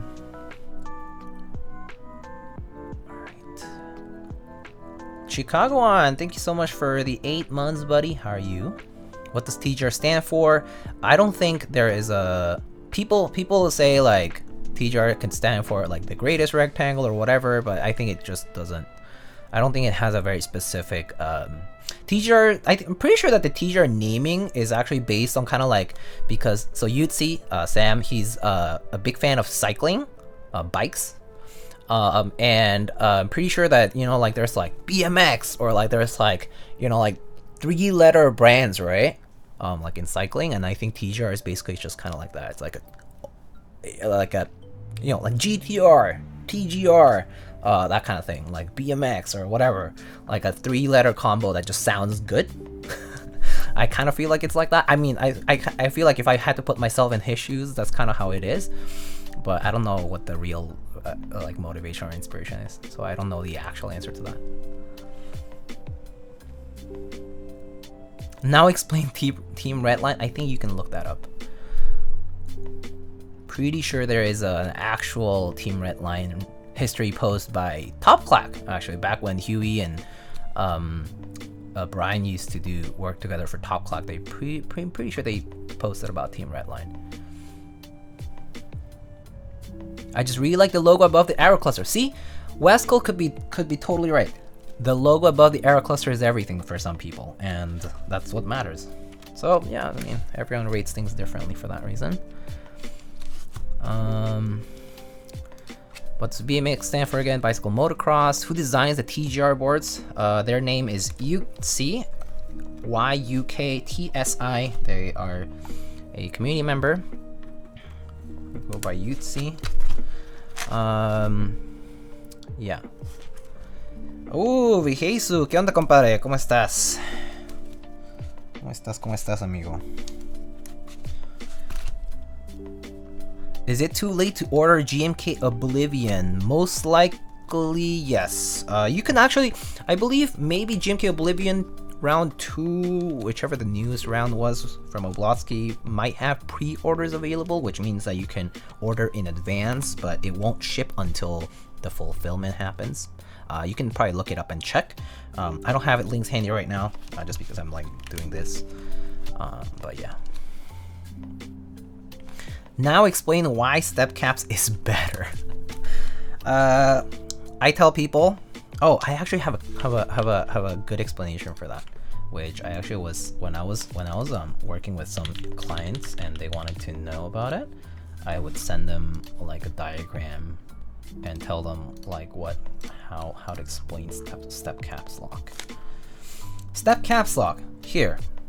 What people have said regarding the purpose of a stepped key, which I happen to prefer the aesthetics for, is that the step caps lock is used to prevent accidental key presses by creating space between the caps lock key and the A, which is here and here.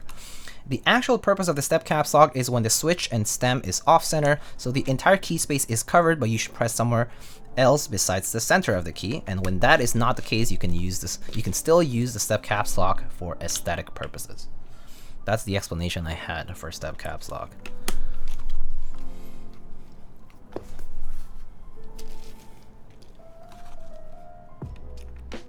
Oblo pre-orders are EU only IARC? Haha, I see. I didn't know that. Do you also explain why 40% is also a great layout? 40% can be a great layout if you can be efficient with it. If you are not efficient with it, but you think they're super cute and nice, then you know 40% is for you. I personally cannot use 40% boards most of the time because I can't get used to the way to type on them. I can type on them, but I just can't get used to like an efficient way of working with them. More shape differences also mean you'll subconsciously know it's the caps key too. Oh yeah, that's a good observation, Malam. Wow, Soren's going wild here. Can you explain win key and win keyless? Yes, I can explain win key and win keyless. Very easy. The history of win keyless actually comes from, I would say, win keyless is probably the biggest. I mean, Windows did not exist during the entire history of computing. So the Windows key was not a thing until a certain time when the Windows OS happened and the Windows key became a thing. So back when like IBM used to make terminals and keyboards, for example, I believe the Model M might have been the first to kind of inspire what currently in modern custom keyboards we have as Win keyless blockers and whatnot. But basically it's because, you know, in older terminals we didn't have a Win key, and so it was not needed. But the only difference is pretty much at this point is aesthetic based. Some people like seeing the symmetry for the blockers here and here like this. So that's just a preference thing for the look of it. Yeah, but the good thing about nowadays is that you can program any PCB with, you know, like PCBs are programmable with whatever key. So whether you want the Win key here, doesn't matter. You can just do it, program the PCB that way. You can also use like third-party tools like, you know, AutoHotkey, Carabiner Elements. Like if you're like on Mac, there's a lot of different software that allow you to reprogram keys kind of like on the by input as well, so you can use those if you want it. Too many gamers exploiting the Win key. Yeah, I mean, I personally do like the Win keyless look, so I use that, but it's definitely a bit of a taste.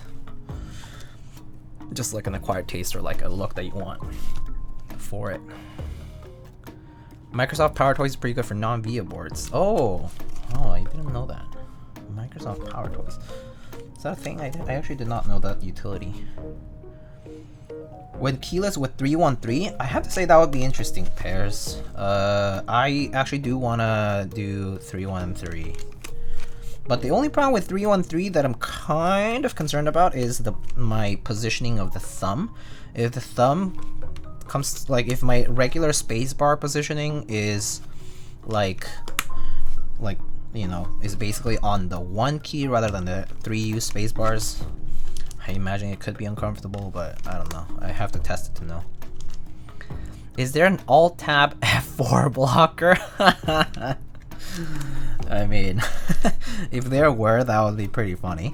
I mean, hey, there are people who design essentially memes into keyboards because they just happen to know how to, you know, do CAD, and they make cases that have blockers wherever they want.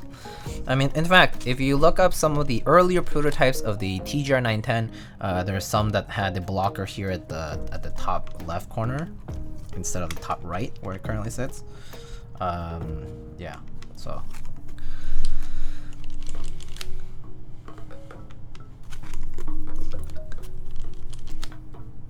Chinese Win keyless actually looks nice. Definitely is a different way of doing Win keyless where you don't have to necessarily sacrifice that many keys. I believe technically it only takes out 1 key. So, base set keyboard. Yeah, but I do think that some people don't like it as much. I mean, I personally think that the smaller blockers look kind of funny, but I mean, it's honestly, functionality wise, it doesn't bother me whether I have the blockers or not. Oh, hello, Mr. John. How are you? We need to encourage people to use more thumb keys. I kind of do agree in the sense that it can be a much more efficient way of accessing functionality, like function keys, or like just keybind combinations that would be more ergonomically easier to use.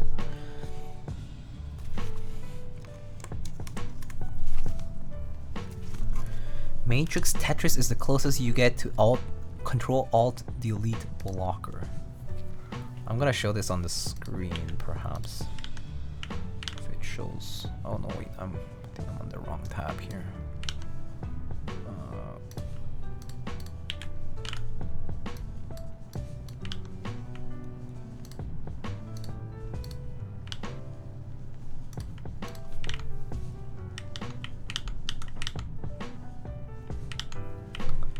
Yeah, this is what Funzy just linked.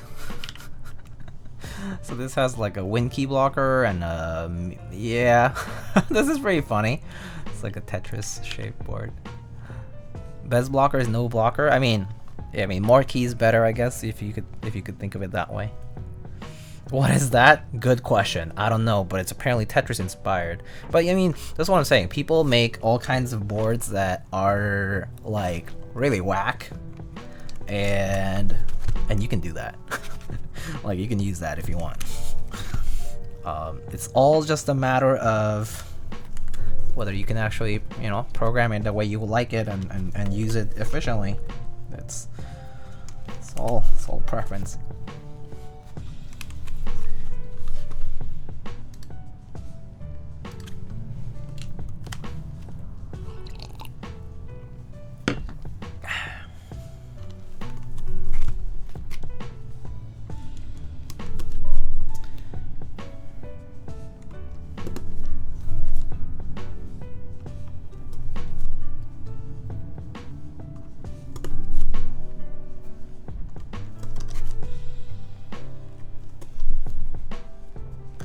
The Tetris allows a 3U stab in the nav cluster. That's amazing. So can you just put 3U, 3U? Or maybe actually I didn't see the... Oh, in the top one. That's right. That's pretty cool. Oh man. Could you actually design an L-shaped key and then just put it there? That would be pretty funny. There's an ortholinear keyboard shaped like a machete. I think I've seen that. Pretty sure I've seen that before. You mean flipped ISO enter? I mean, yeah, I guess. Although that's technically not even 3U, but yeah.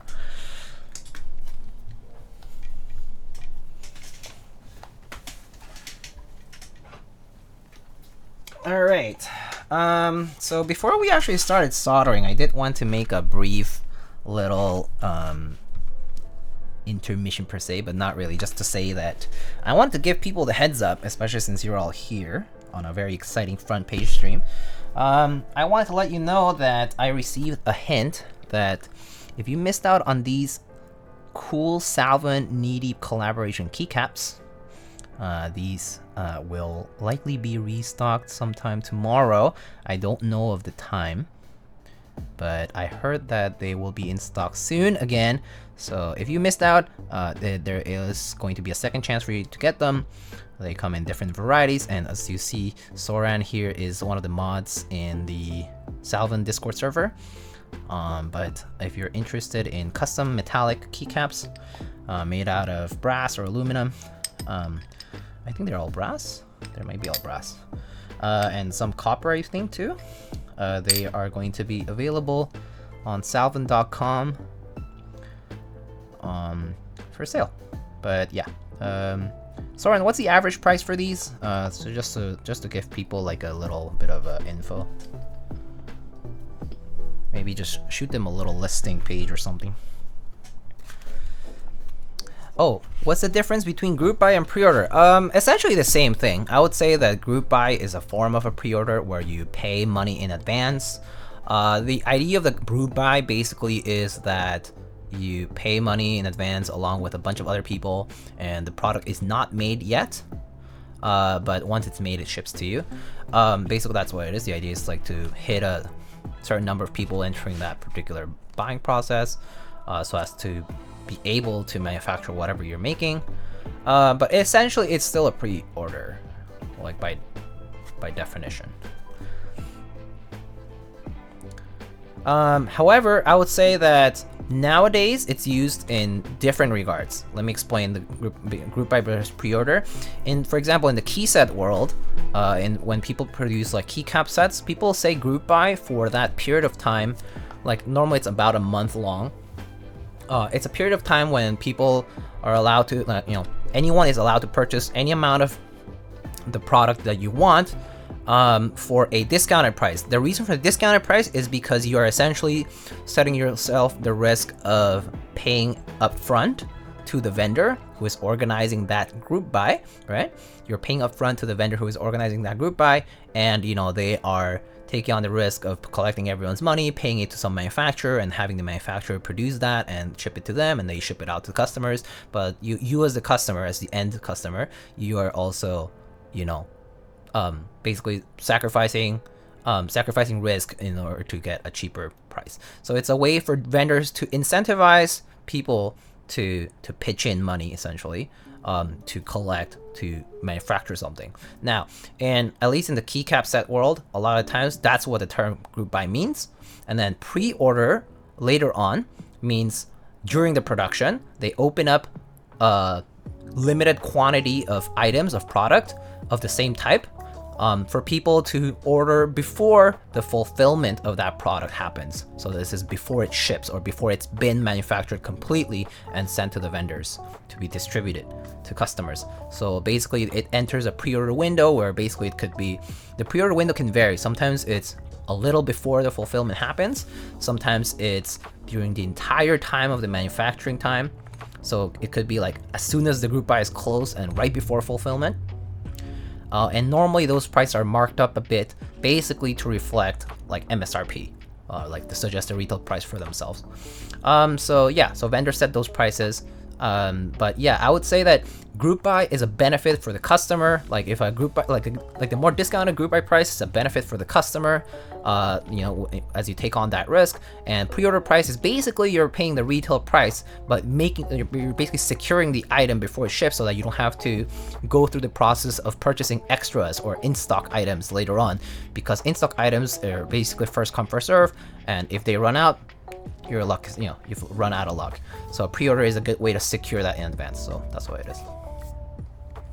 Yeah. You forgot to mention that patina will vary. Sure. I mean, yes, of course.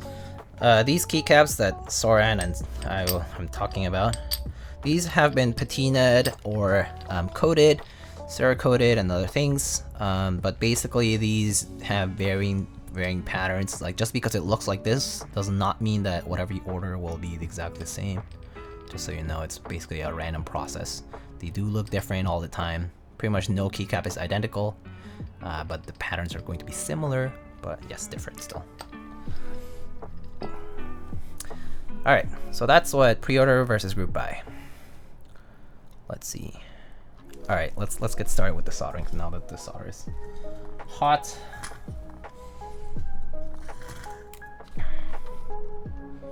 How much do keycap runners make on a keycap they run? Example with GMK, do they have financial incentives? Easy way to answer the question is there is probably going to be a cut. How much is undisclosed. Unfortunately, it's probably under NDA for most people, but it is essentially an agreement you reach between your vendors, the vendors who are running and basically doing the entire thing, like managing all the logistics, contacting the manufacturer, getting everything packaged up, repackaged, QC'd, and then you as a designer, you get a cut from it, like royalties, but pretty sure that royalty amount is not going to be disclosed. Like I don't think there's like a baseline amount necessarily. You pretty much just have to talk it out with them. How much? It just kind of varies, I would say. Like I don't want to say a certain number because I don't want to get quoted and then you know it's like incorrect based on the experience of other people's designs.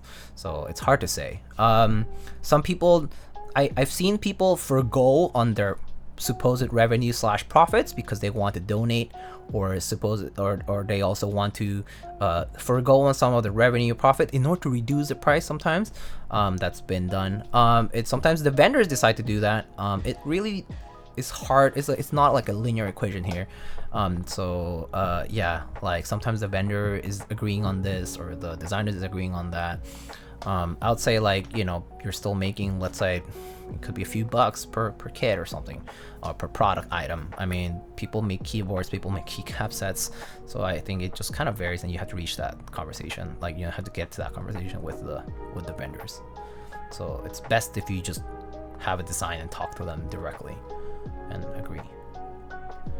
Yeah. But yeah, I mean, sure, they will make some amount of money because there is an incentive to design, yes. But I would argue that the people who are normally making the money is the vendors, because they are doing all the work, really. Designers get the royalty from basically lending that design to be manufactured. So, yeah. If that helps. And there's people who are full-time because it is doable. And also maybe because they also have a lot of projects that they can make and they can license things out. Yeah. It depends on how much it sells as well, and also it depends on the agreement you have, like the kind of relationship you share with the vendors. All right, so I'm gonna turn this on, so you're gonna hear fan noise. This is just a smoke absorber. Bear with it, it's fine.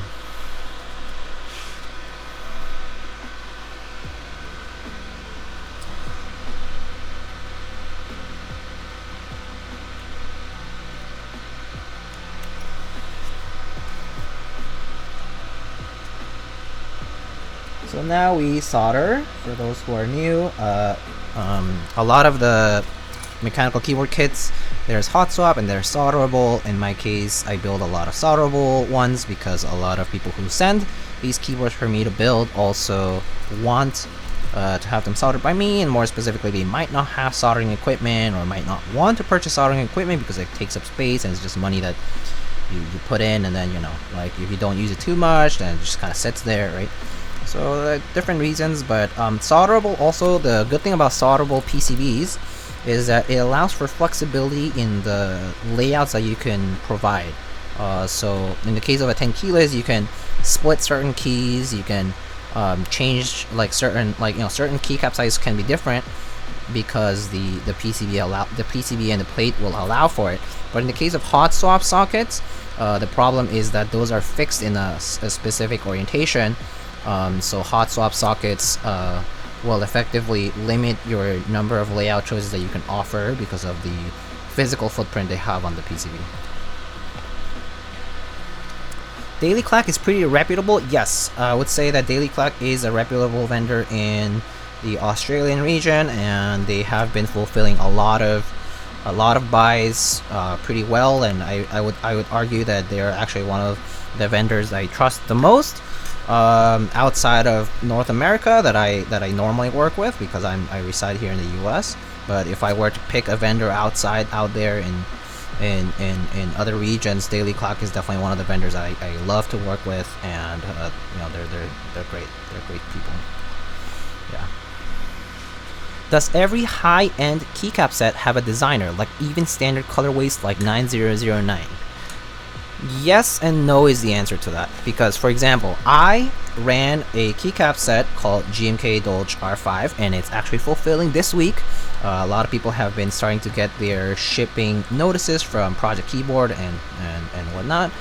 But for example, the Dolge colorway is based on a keyboard from this old terminal called the Dolge 64, the Dolge Pack 64, and basically it's this like 90s network packet sniffer terminal, and its keyboard had a specific set of keycaps that had a specific colorway, and GMK Dolge R5 basically is a rerun based on that and based on previous run sets. And I technically get considered as a designer in the sense that I was the person who overlooked the designing of the kits, like what is offered in each of the product like kits that are offered, like each of the SKUs, like each of the options that you have available to purchase. And that is something worth thinking about, because the size of the kit will determine how it's priced.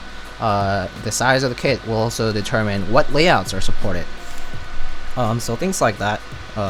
So yes, design, like basically every keycap set, no matter whether it's a quote-unquote standard colorway, will have somebody behind the doing the work to ensure that the kit design suits everybody, or at least suits the majority of people who are going to be purchasing it. So yes, in the case of like 9009 round 1, there was somebody else who ran it, but 9009 round 2, for example, it was run by at the time it was Dixie Mech, OmniType now, so it was run by OmniType and Janglad, I believe. So yeah, so for example, in that case, like the the designers, quote unquote, of the set are going to be Omnitype and Janglad in a collaboration. While Omnitype or Dixie Mick at the time was the vendor who was assigned to doing the distribution of the sets. So yeah, the answer is yeah. There almost always will be somebody who is getting some kind of revenue from it because it's a product being sold.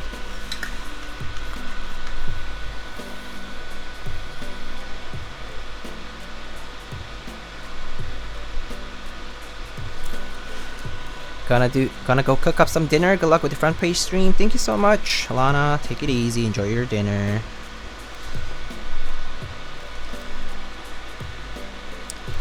Alright, y'all. Wait a minute, what? It's almost 3 a.m? Bruh. Soran having too much fun today. And stayed up till 3 a.m. on a Tuesday night. I don't have uni tomorrow? Oh, okay, then whatever, YOLO. Easy. Soren having a sleep schedule? Yeah, that's a cap.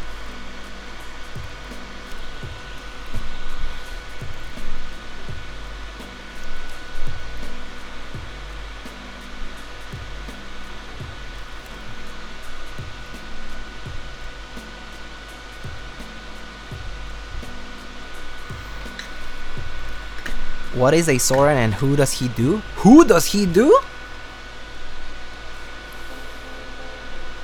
That will be news to me. But Soren is a great fellow, has designed several keyboards. He also has excellent artist skills, draws really well, actually sings really well, cooks really well, and he's a friend and a fellow community member who has been widely also known for moderating the rambunctious and happily typing chat of Teha types.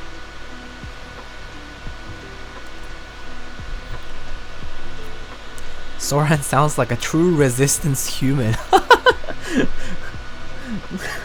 That's one way to describe it. Yes, if you would like to call Soran part of the resistance, quote unquote, I think that's a pretty apt title. Technically, I made Nono, that is correct. Teha Typers, aka Literal in Teha's chat, also correct. Oh my goodness, Juan, thank you so much for the tip. Oh my goodness, thank you so much. My friend, I appreciate you so much. He is the resistance. Sir, I am new to your channel. Did you get your name because you type faster than Teha God? No, but I can tell you the origin of my username. So my username on like Reddit, Discord, not Discord, Keycaps, Storty is Lightning XI. Lightning, basically XI is 11 in Roman numerals.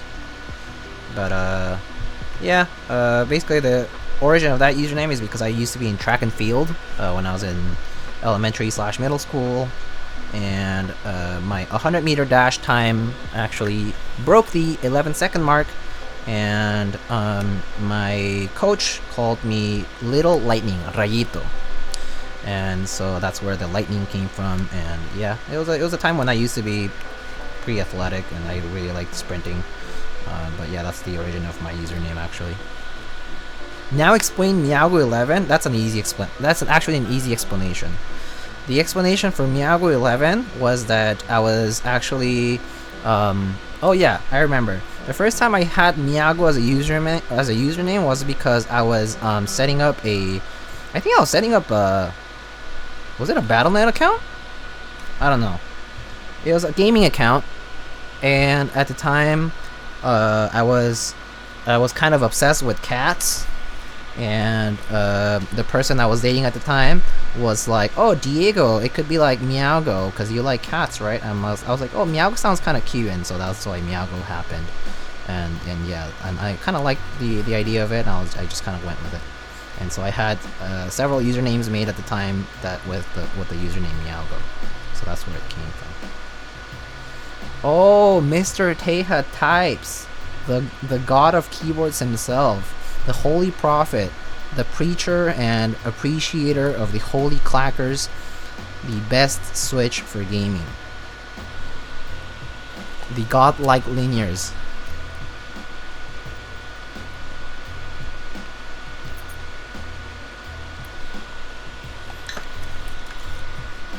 The sheesh man himself. The Godfather is here. How's it going? Dude, I have so many viewers. It's kind of nerve-wracking. I feel like I'm being judged. Today's Judgment Day. Where's Mr. Teehee this week? Oh yeah, what's up? I saw the vlog you posted. Sounded really fun. You know, I am an OG Teha Types fan, okay? I tell you this because I still remember when he used to live in the Bay Area, and he was still a fellow tech person, and he had a video where he was sponsored by Zeal PC and would go to the supermarket to purchase a very enormous eggplant, and then reviewed Zelio switches. Okay, I remember. And then he would put switches inside. Was it an olive oil? Like a glass of olive oil or whatever. I remember that. Field Hood Music with a Z and a K. Okay.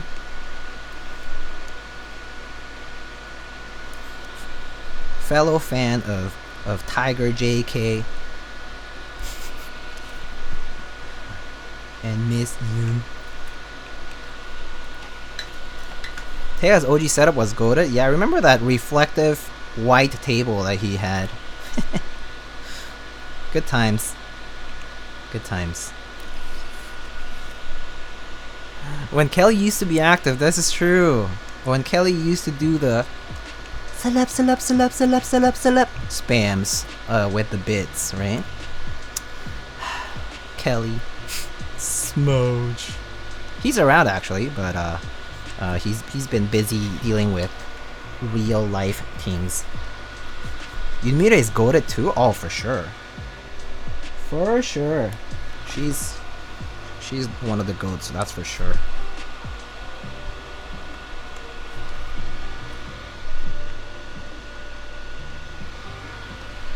He's a captain now, that is true. He's also another fellow lube goblin.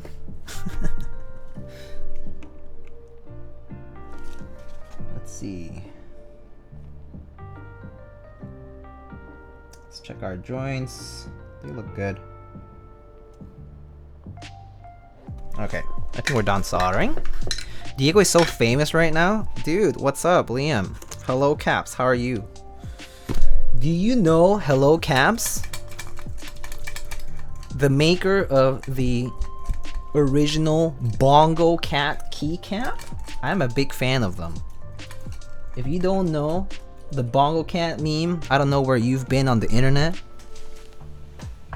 But Mr. Hello Caps made the Bongo Cat keycap and then recently made it in a very large format, which I'm kind of annoyed at the fact that I can't mount it on anything just yet, but I will get an adapter for it. But look at this. Pog. Anyway, check out Hello Caps if you want. Friend of mine, artisan maker, makes really dope keycaps, really dope designs, very cool colorways, and really complex and really cool art. So I remember typing tests and being one of probably a couple hundred people that he should stream because he would make it. Oh yeah, I remember. Yeah, back when Nathan was a wee lad. Feel so old that I know 845. Oh my god, I love singing 845 at karaoke with like my older friends. I guess nowadays you sing 845 at Norebang and nobody really knows. Do you know the Muffin Man? Do you know the Muffin Man? The Muffin Man? The Muffin Man. Yes, I do. You should get all the new people here into Artisans, Diego. So these are Artisan keycaps, if you haven't noticed. These are basically keycaps, hand sculpted, and then the mold is made out of it in silicone, and then resin cast. So they're all handmade keycaps. Very a lot of work that goes into them. You're embarrassing me, so kind. Ah, please, please. We're here to help each other out. All right. So let's test our PCB next, because we don't want to put this into the case and realize that it's not working. So let's do that.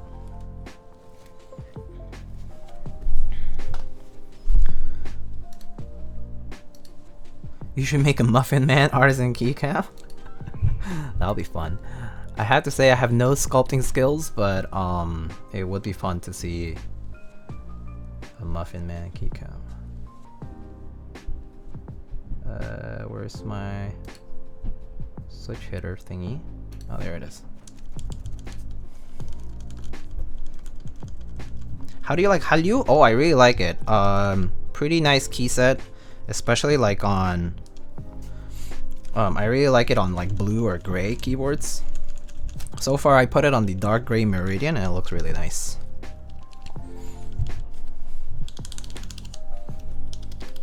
My caps lock is currently bound to control, but that's because I have a script that runs it converts any caps lock entries to control, but that's because I never use caps lock. Alright, keyboard works perfectly fine. Close that. Which Diego would stroke me like that? You mean like this? Ouch. Alrighty. Let's get this into the board now. So that means we have to open up this keyboard.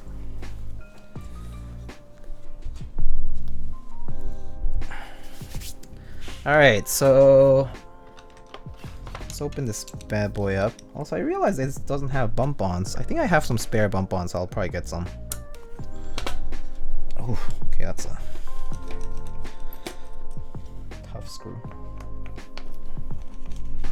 If this is a TGR, why is there a giant M on it? Ah, good question. But the answer is because this TGR Jane v1.5, so to speak, was a collaboration sale with TypeMachina, TypeMachina, TYPE, and then Machina like machine, but with an A. So that's where it came from. TM for TypeMachina. It's actually a W for Wumbo. Wumbo combo. I have to hang out with my wife now. Haha, just kidding. I like her. Enjoy the stream. No worries, Juan. Thank you so much for stopping by, dude. And thank you so much for the tips and all the support, dude. Really appreciate it. I really appreciate all these community folks showing up today and showing so much love and support. It's really humbling, and I really don't think I deserve it, but I really appreciate you guys.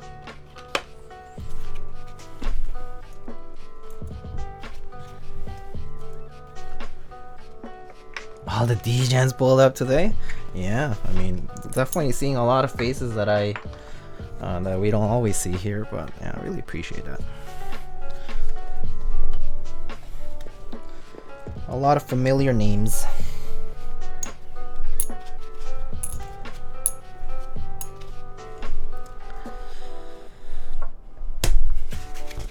Yeah, do you guys know big streamer Tim Keyless partnered on twitch.tv? In fact, he is another Asian American keyboard streamer. If you don't know Tim Keyless, you should follow him because he makes excellent content and is actually an expert on coffee. And I actually am not an expert on coffee. He is like the Asian American James Hoffman in keyboards, okay? He can be like, "Ah, yes, we have keyboards and coffee." If you don't know Tim Keyless, you should follow Tim Keyless.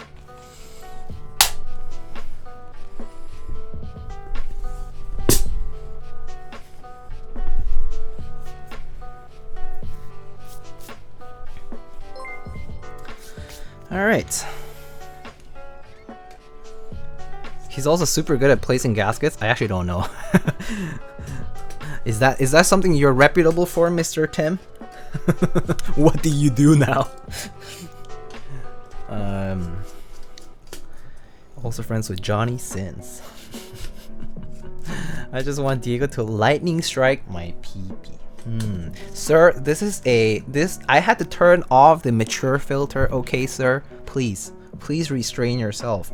I understand that we can talk about you know, things like that some other time, but this ain't it, okay?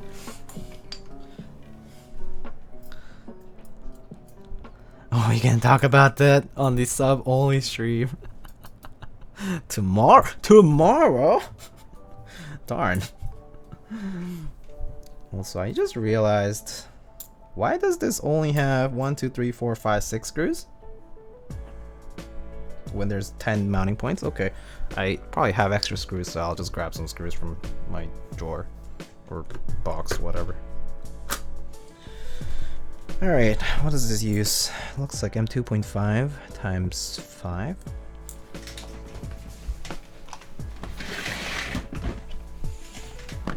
Alrighty. I tuned into Tim's stream last night, and the first thing I see in here is him doing ASMR and moaning while showing keycap trays. See? This is what professional streamers do. Keyboard streams are more fun than you think. Alright, let's see.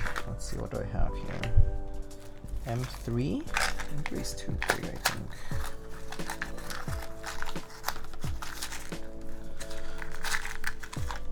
M3. This is too much. Is this M3? No, I think this is actually M3. Okay. Well, let's test.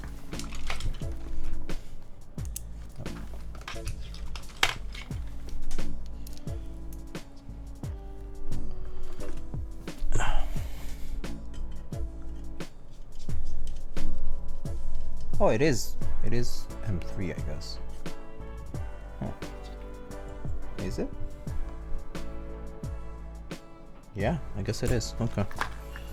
I have like slightly shorter ones, so let me see.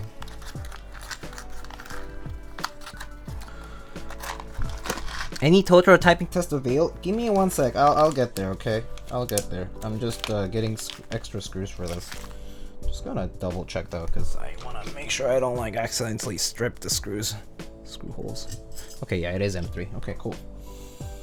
M3 times 5 or 6 maybe should work. So I'll keep these aside. I really should have bought a lot more screws, but whatever.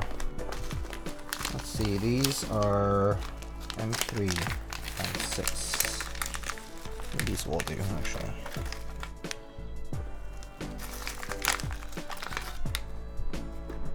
One, 2, 3, 4, 5, 6, 7, 8, 9, 10. That'll do. Well, actually, I just need 4 extra ones, so I'll just keep these extra ones here. Alrighty, we're good.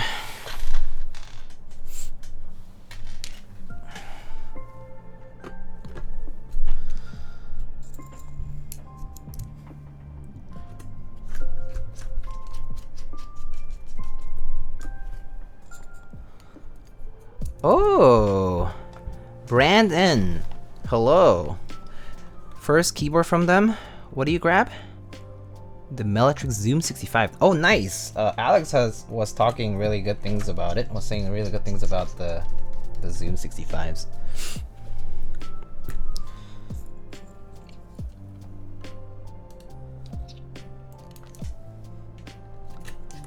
$4,000. Damn, that's crazy.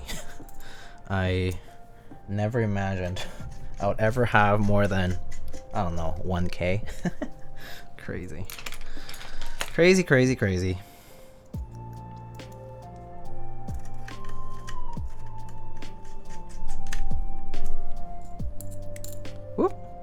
push-ups in front of 3K viewers. I'll do them, but I think it's capped, but I can do them.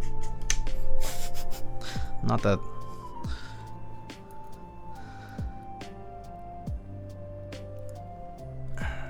Do you know you're on front page? I do. I did attend my API month orientation. So for those who aren't aware, the reason we're front page today is because it is the Asian American Pacific Islander Heritage Month. And so that is going to be throughout the course of May. And if you haven't seen, there are many API creators here on Twitch, and you should absolutely check them all out. But I was selected among some of them, and to be on the front page, I suppose. And here we are. Long story short. Alrighty. WOB with CMYW if available. Okay. I need to look where my CMY is, but I can definitely do that. Or just plain WOB. Okay.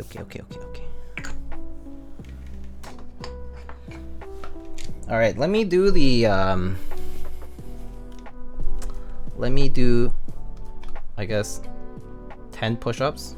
All right, 10 push-ups. And then I'm gonna go grab key sets. Oh, I also need to get some bump-ons. Let's see, key sets, bump-ons, and then yeah, put this together. So I'll just put the screws here. All right, let's do those. Let's do those push-ups.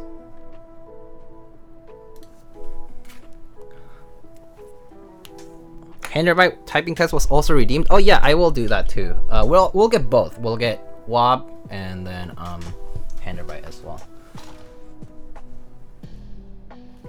All right, push-up time. Hi, 4,000 people.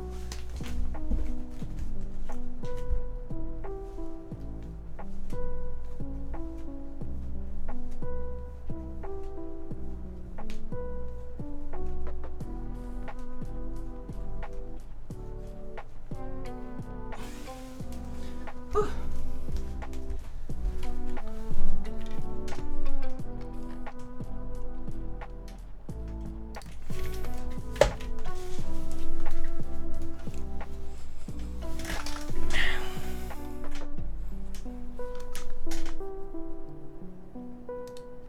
Whew, okay. Stream poppin'. Yes, stream poppin' today. Okay. Let's see. So a few things to do. Also, Space Cables, thank you so much for the 15 months. Oh my gosh, okay, there's a lot of redemptions here. So let me go get ready for all that, okay? Let me go get ready for key sets, artisans, Totoro typing test, and yeah. So let me go call up my neighbor who will come and help me with all these tasks, so I'll be right back, okay? I will be RB.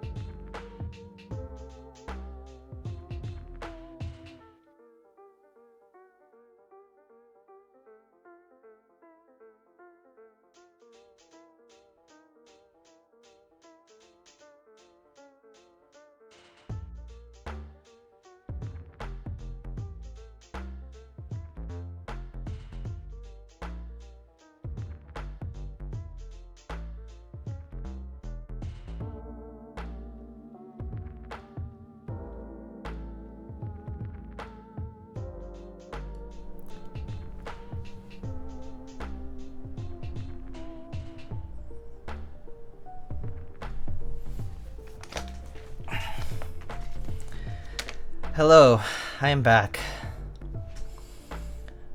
It took you that long to get into that? No.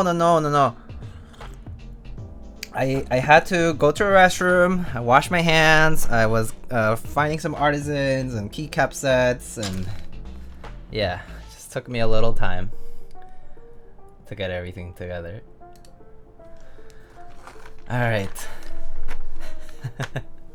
Rip watching The Cat Returns. Right now, not Totoro. Wait! Push-ups?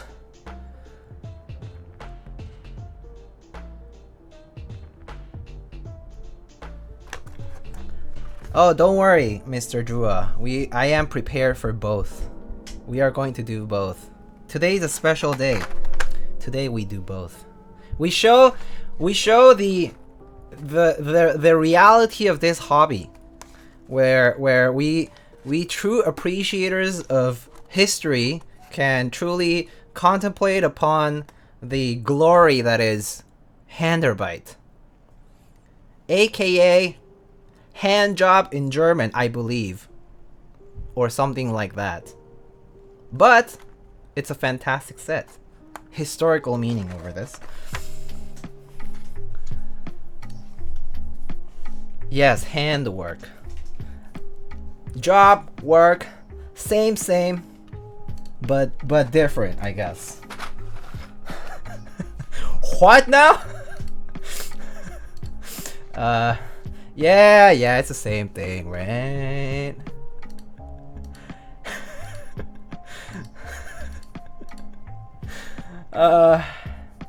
Okay, let's get to it in order. So first, I'm going to put some bump-ons on my keyboard here.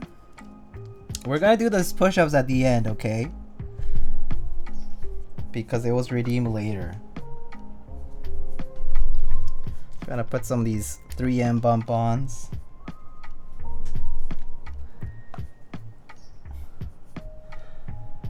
Standing in the hallway, hello, I just saw your website. I've been looking to get into mechanical keyboards. I heard Ducky is good. I like a good thok sound. I want a board like Tifu's board. Lots of colors.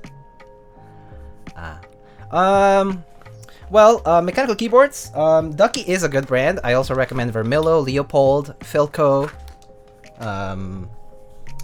But if you would like to get into custom mechanical keyboard kits, there are many options available. For example, Novel Keys provides the NK65. There's KBD fans with a lot of kind of intro-friendly kits in specific layouts that you might like. But I suggest taking a look at them too.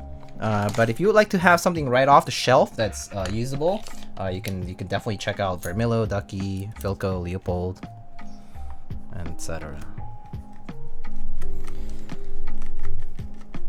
Actually, wait a second. There are slightly longer screws and slightly shorter screws, aren't there? Yeah, okay. So the longer screws go in the back, probably. Okay, gotta head out, Diego. Good luck with stream, brother, man. Thank you so much, dude. Have a good one, dude. Thank you so much for stopping by here to say hi. Also, why is this screw not going in? Okay, there. Can't see.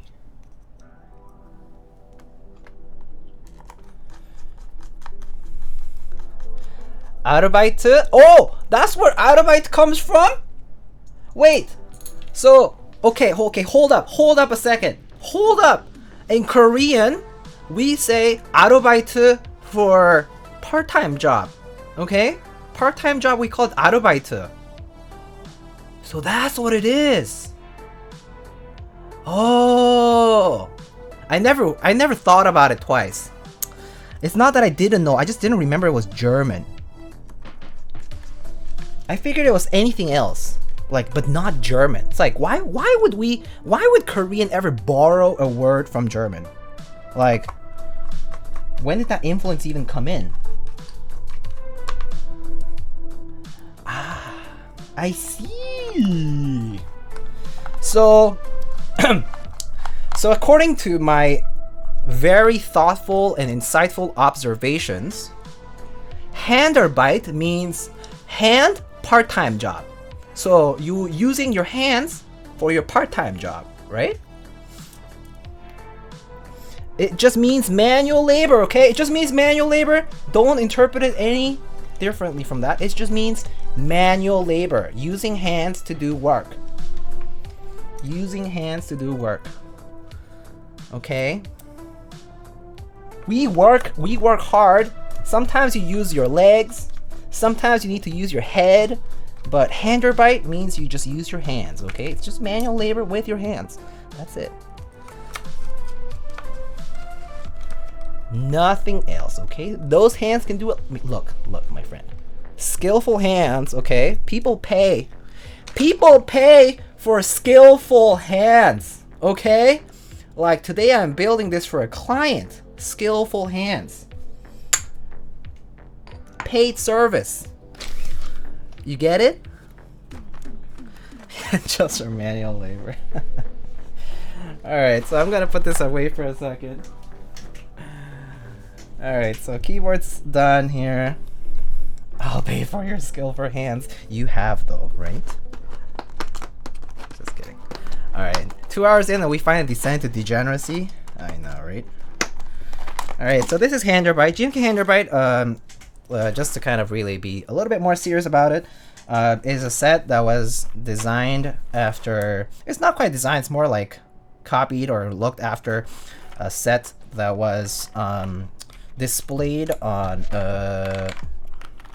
was it Cherry? I guess it was Cherry.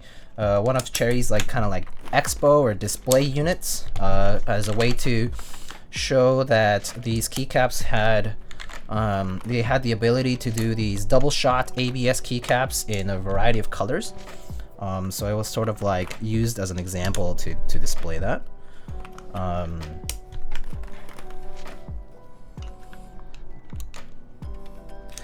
How much for your paid hand service for like a macro path size? Hiya. This was redeemed at the beginning of stream, but we'll be doing both, Drew. Don't worry. We'll be typing on both, except I'm most definitely taking this tutorial thing off as soon as I'm done with the first one because I am sweating I'm sweating a lot. Yes, I'm sweating my life off this suit.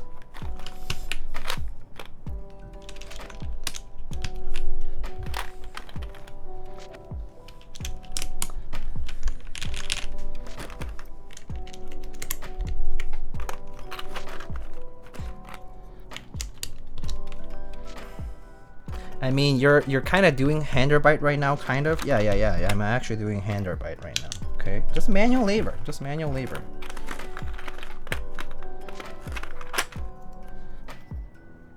The hand on his shoulder? What? Ah! Okay, just kidding. Is this Lightning Keyboards fan 69 approaching me? This is scary, guys. Captain Mike, oh my god.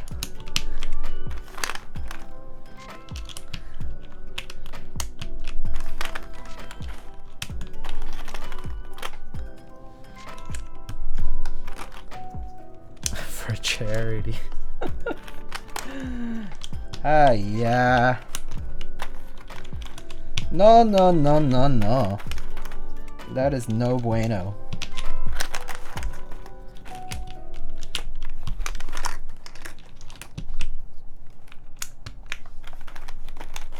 Alright, so anyway, so this was a set used as a display so as to kind of show the capabilities of the manufacturer at the time, Cherry, to make double shot keycaps, double shot ABS keycaps in many colors, and so that's why it's like a hodgepodge of colors, kind of a mess. But basically this key set was made to recreate or reproduce this original Expo version of the board, which at the time was called Handarbeit.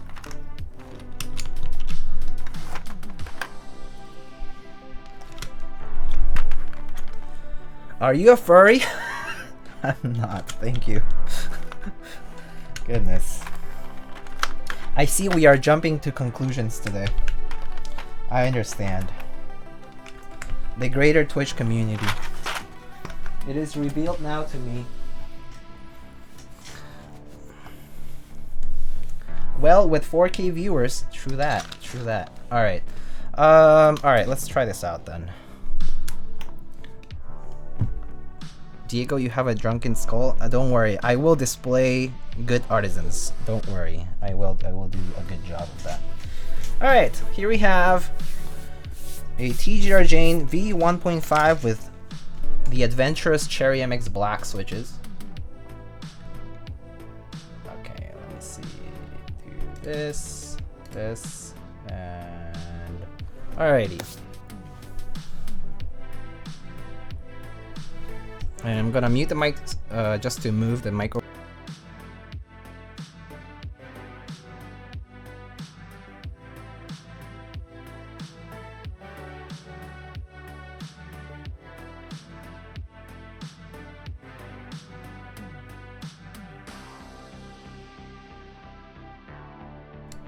Alright. Is audio good? I'm gonna stop the music now. Are we good today? Alright. I'm sweltering in this right now. Oh my goodness. Okay.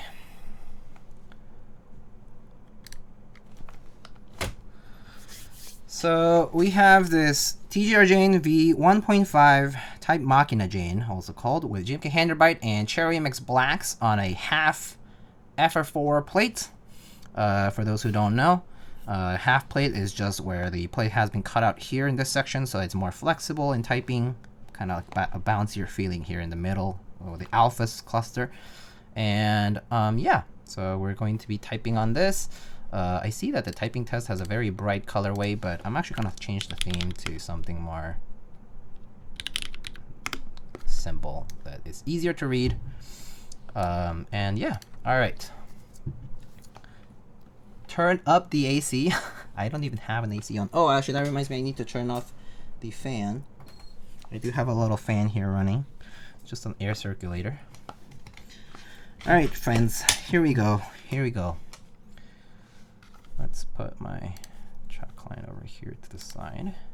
Oh shoot, when did my chat arena close by accident? Okay, well, no wonder I didn't see the mentions. Okay, well, if you had any mentions for me, please feel free to mention me again and you know, ask me any questions that you might have asked that I missed. All right, here we go. Oh, wait. All right.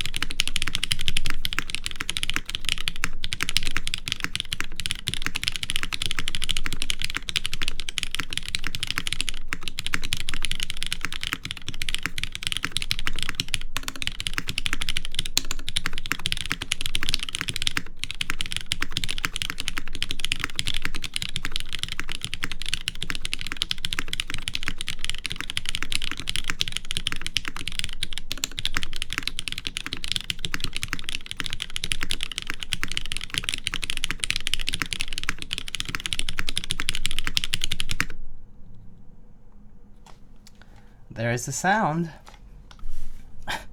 Look at all these T-worders. Bussin'. It do be bussin'. Alright, so I hope you guys like that. We're gonna change the key set, however, to a request that Mr. Drew made, which was white on black.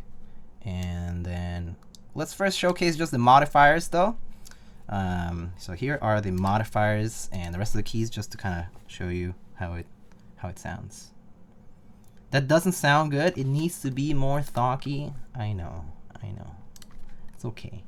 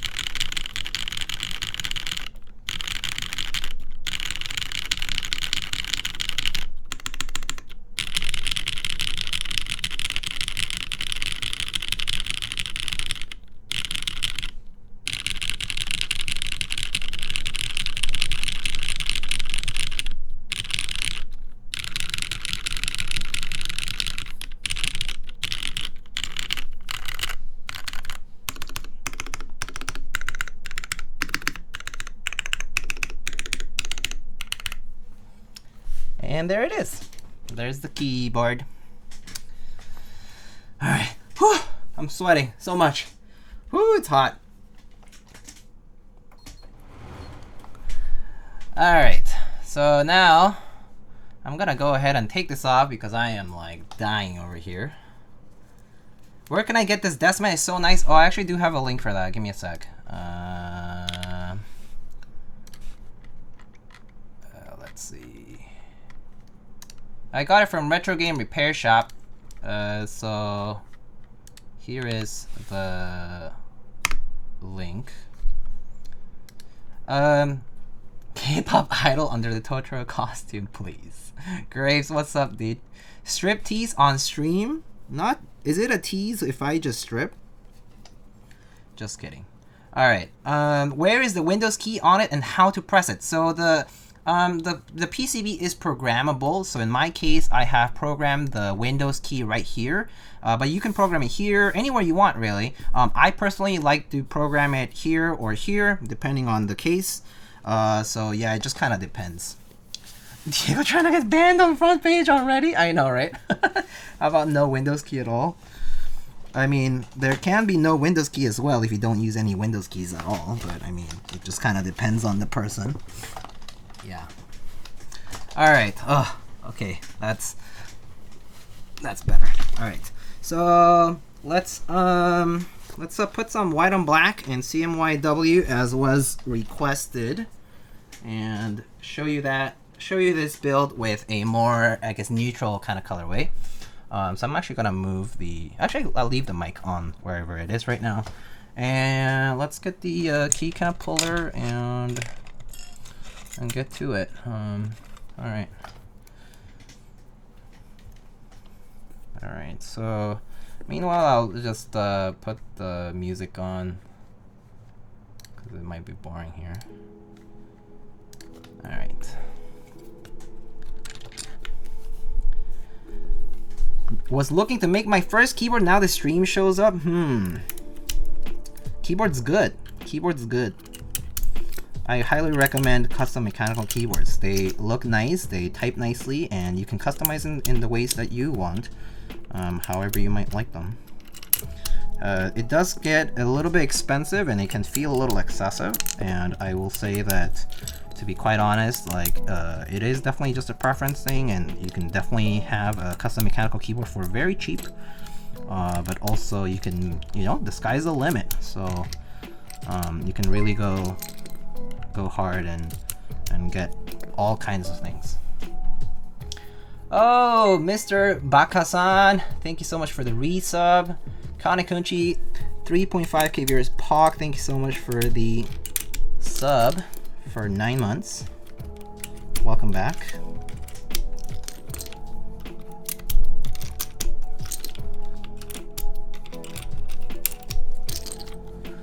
It helps make your wallet a bit lighter. Yes, in case it's too heavy from your great investments in JPEGs, perhaps it will make it a little lighter. I'm just kidding, I'm not promoting any of that. What is the reference of your earphone? I'm currently using IEMs that are, these are Moondrop variations. So they're new IEMs that I just recently got. I've been really enjoying them.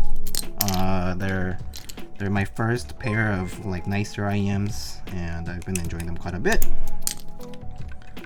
Moondrop variations. Oh my gosh, Mr. Obsidian, thanks so much for the 5 gifted subs. My goodness, thank you. Alright, I know this is bad practice, but I'm too lazy to use the keycap puller, so I'm just gonna do it the way I just do it here. Just, for longer keys, I always use 2 fingers instead of 1. So this is quite literally a Handarbeit to remove Handarbeit, right? So yeah. Do not try this at home. Yeah, I know, right? Actually, some of these are kind of tight, so. The ones I feel like too much resistance for, I actually just use the keycap puller, but yeah, for the most part, it's okay.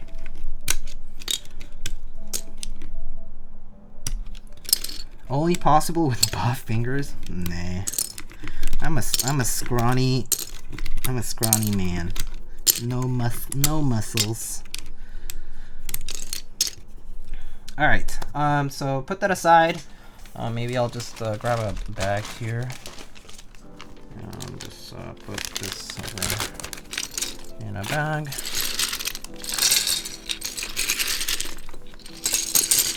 I did that and the switch came out as well. Yeah, I mean, that can happen if you're not careful, especially for PBT cabs. Sometimes it is a little too harsh, so they can come off, yeah.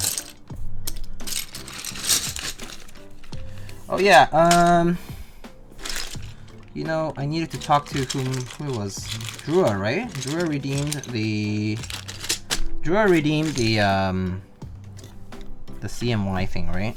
Durock, I need you to tell me whether you want CMYW or CMYK.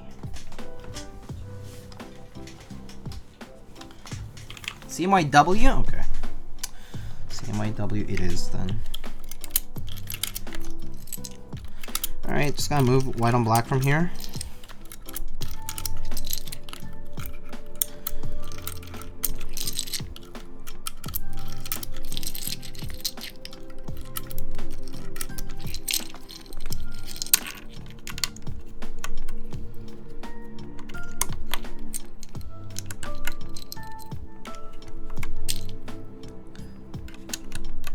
Do you have pudding keycaps? I do not, unfortunately.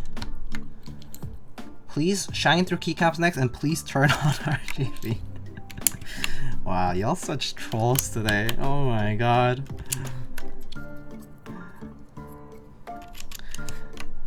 Pudding are ew. I only like one kind of pudding, probably rice pudding. Actually, I do like banana pudding from is it Magnolia? Magnolia Bakery has banana pudding that's really good. It's really goated. So good, so yummy.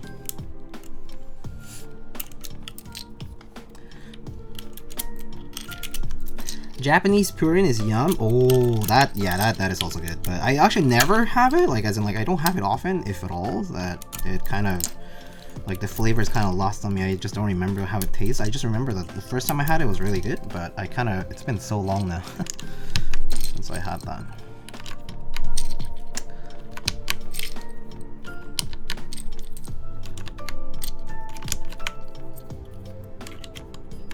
How are the ultraglides? I'm thinking of buying some. They are definitely smoother than a stock switch. That's like I would say that it's hard to deny that they are smoother. Is it worth the premium? It actually just depends on what your tolerance for smoothness is. Like if you really can't tolerate like the switches even after they've been lubed, then maybe consider these ultraglide ones. But otherwise, I would say they're good, but not a must-have.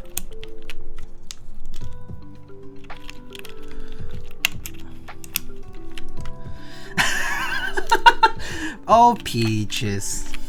What is Peaches saying? Hiya. Hiya.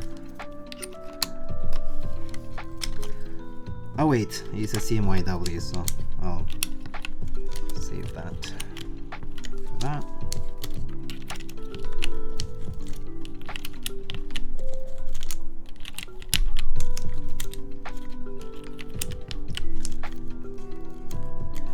Why is he streaming turning into Uncle Rog? I mean Uncle Diego? Oh, just cause. Cause we are all here 2 hours into the stream with emotional damage, right? So yeah, I love Steven too. I was watching that video the other day. I was cracking up so much. So good. I love them. Both yeah, like both of them are so hilarious. I've actually been wanting to like go to one of the stand-up comedy shows. Seems like it'll be really fun.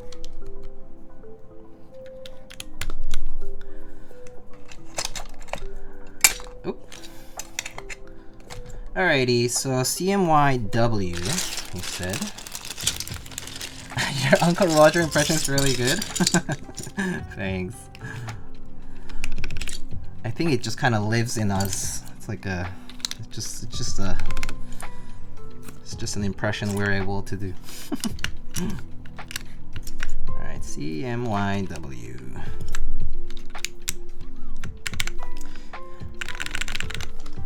I think Nigel is coming to New Zealand next year. Oh, this year. Oh, nice. Fun. You should go and check it out. Feels right to pay for this question since this is a special stream. Would you mind showing off the TA board today for a minute? Yeah, for sure. All right. So as requested, we had a few artisan requests. So I decided to get a few artisans that are fitting of this matchup. First, to honor Mr. Funzy's request for brobots, I decided to get the CMY brobots that should match the modifiers quite perfectly.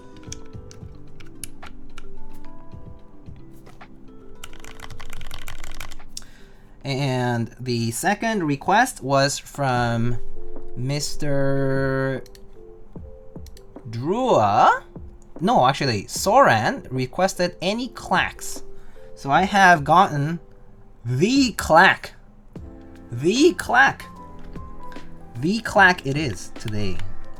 And only today, I guess.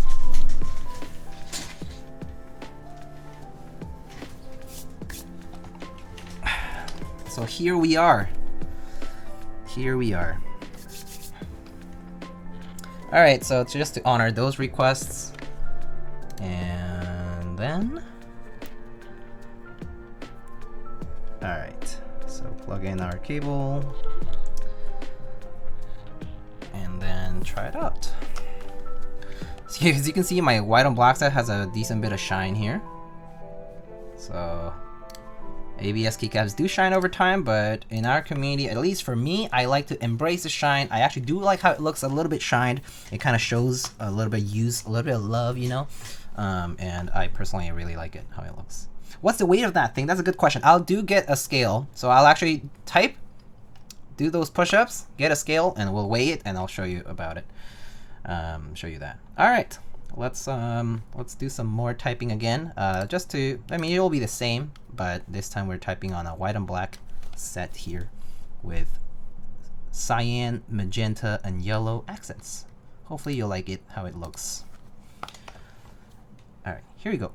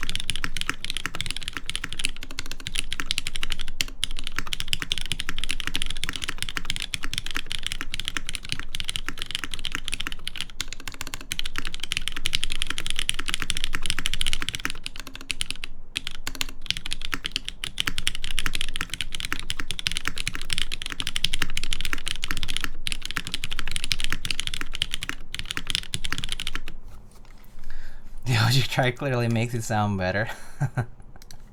I mean, would sound better with more brobots. The shine improves the sound. Yeah, clearly. All right, here are the 3K viewer choke. I mean, yeah, I don't really care. All right, here's the mods again.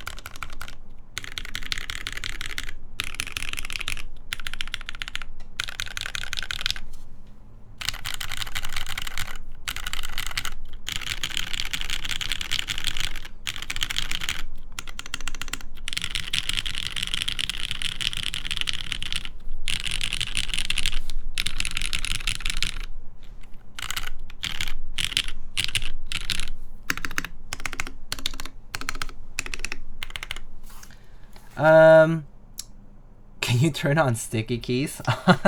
I disabled it. How do you learn to type fast? To type fast, I guess it's just a matter of practice for the most part. I think the most important thing is you can practice home road technique. There's like websites like keybr.com.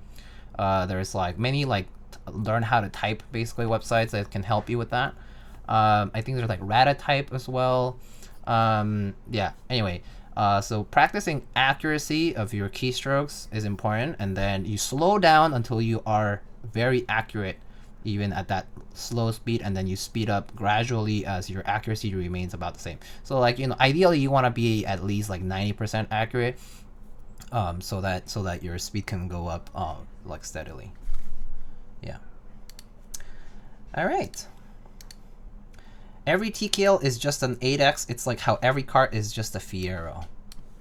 Interesting take, but also, I guess, in general, yeah, I guess a lot of keyboards kind of do look the same. So, I get it. All right, so per request, let's just go back to...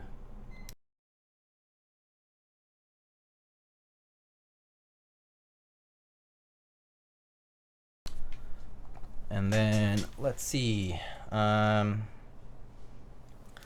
Let's do those push-ups. Every clone is just every TKL is a clone of an SSK. Yeah, for those who don't know what an SSK is, an IBM keyboard called a space-saving keyboard.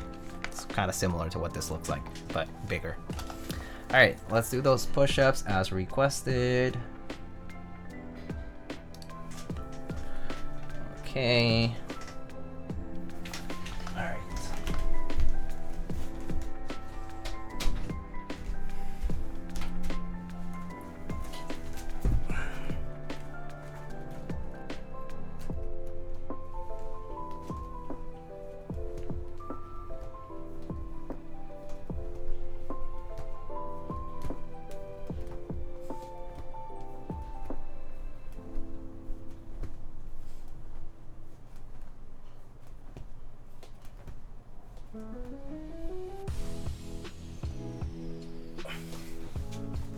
Whew.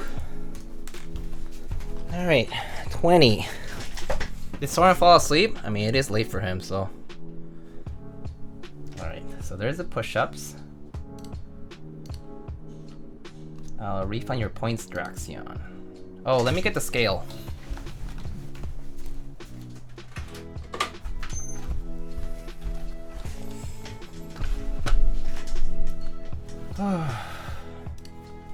Okay. Doraemon chart? Oh, yeah. Thank you. It's from Uniqlo. Okay, so let's weigh this as requested.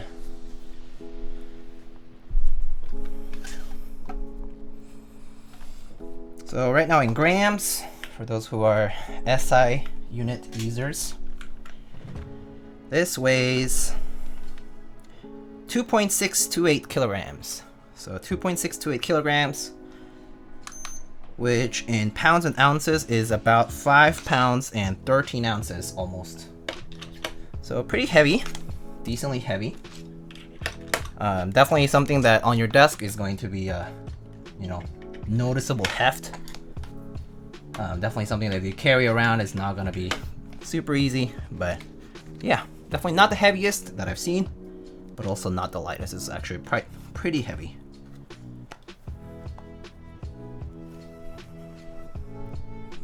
Oh, for the music, I also use Game Chops. So a lot of this playlist currently is from Game Chops music. They provide free license to use for streamers and content creators, as long as you give them the credit. So for music, right now, like a lot of this Nintendo sort of game music is from Game Chops.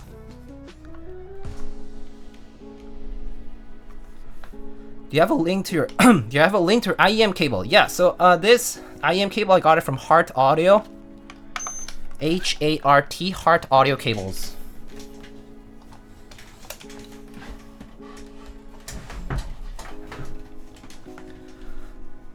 Alrighty. Did a big raid happen here? We're currently front paging. Okay. Whew. Hot.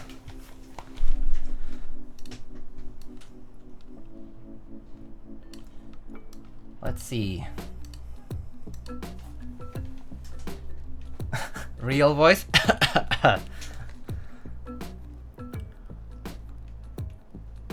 Oh, Mr. Nick, how are you doing today? Good to see you. How's it going, fellow New Yorker?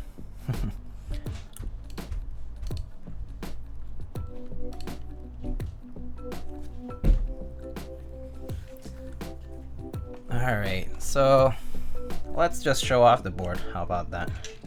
What it looks like up close. It's a little dusty. Probably from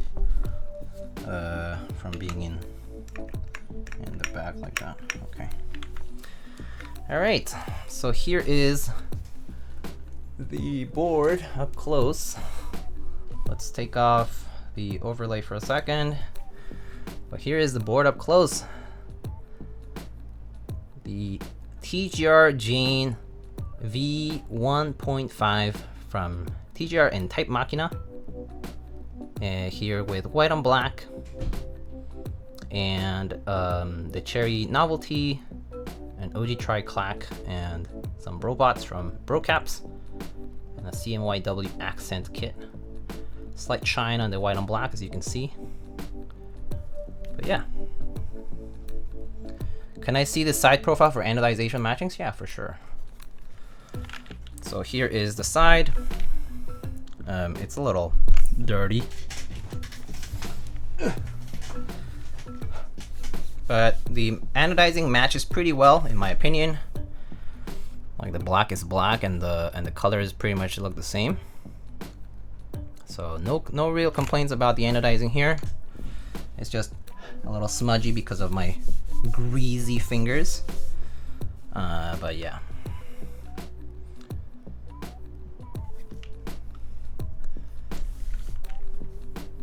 This was $8.25, right? I don't know actually.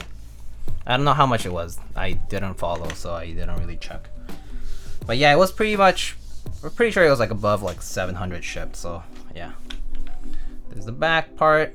It uses a USB mini port, so you cannot use a USB-C PCB on this design because the port is pretty small for it. And here the bottom of the case with the TypeMachina TGR hybrid logo.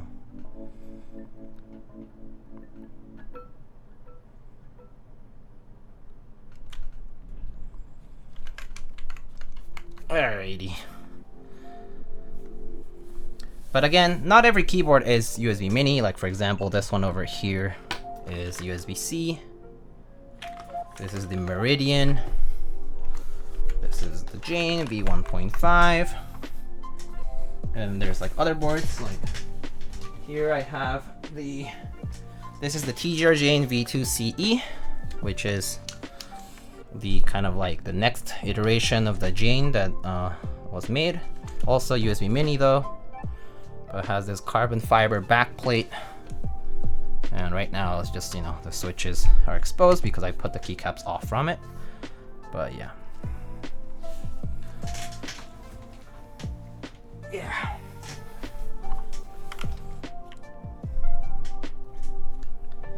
While that USB-C has only just become prevalent, or was TGR just stubborn? It was because the USB mini PCBs were also widely available at the time.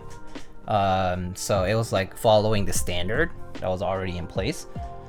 So yeah, that was mainly the reason for USB mini at the time. And yeah, USB-C took a little time to kind of catch up. I'll say that USB-C became much more common starting maybe in 2019, I'll say. 2018-19 is when USB-C really started to take off for keyboards, for custom mechanical keyboards. I'll say before that it was mostly mini or micro. Yeah. 2020? Okay, 2020. Yeah, I'll say 2020. What differentiates between v1.5 and v1 in terms of actual design? Almost nothing, actually. They're pretty much identical. Like internally, they match. They use the same exact plates and same exact PCB. So yeah, they work the same way. Now we're in the age of daughterboards. Yeah, that's true. Yeah, I would say yeah, 2020 is the actual push for a lot of USB-C and daughterboard based designs and all that kind of stuff. Yeah. And yeah, V1, yeah, the V1 difference would be that V1 was like a solid ledge, like it was like a solid wow, Captain's Ladies, man. Wow, thank you so much for the 10 gifted. It was like a solid wedge here. All right, chat's back overlay. Almost forgot about that. Thank you everyone for the support. I really appreciate it. I know that obviously it's a special occasion today with the front page and all, but I really appreciate it, guys. Much deserved, man. Been watching you for a while. Oh, thank you. Thank you, thank you.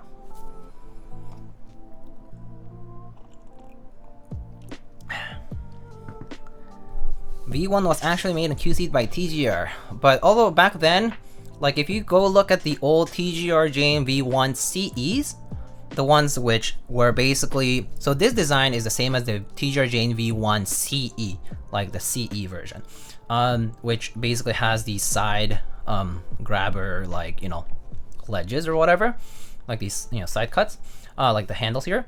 So the TGR Jane V1 CE, like the TGR Jane CE, the original one, had like anodizing issues, like the olive, like there are like a lot of boards that were like pretty like mismatched, like top and bottom piece and that kind of stuff. So actually, like in terms of like anodizing, I would say like the current 2022 standard for anodizing and stuff is like way higher than it was, you know, 5 years ago, 4 years ago. I would say that the quality level of keyboards has really shot up, and like I feel like the standard that people have about keyboards is really high. It's almost like to the point where if you work with an anodizer, or if you work with like a, you know, even like a Cerakote applicator, powder coat applicator, you know, gun shops, etc., they will actually be like, this is a bit unrealistic as far as like your standard, right? Like it's like the, you know, like people are like the whole like Apple level standard, right, for anodizing and whatnot, but in terms of like a small batch kind of production, it tends to be pretty difficult to keep that level, like standard, while, you know, producing like a small number of, you know, items. So, and also, you know, there's like error rates and so on. So yeah, it can get a little iffy.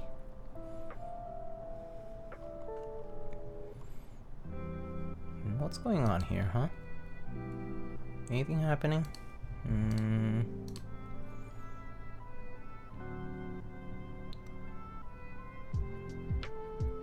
Oh, I see.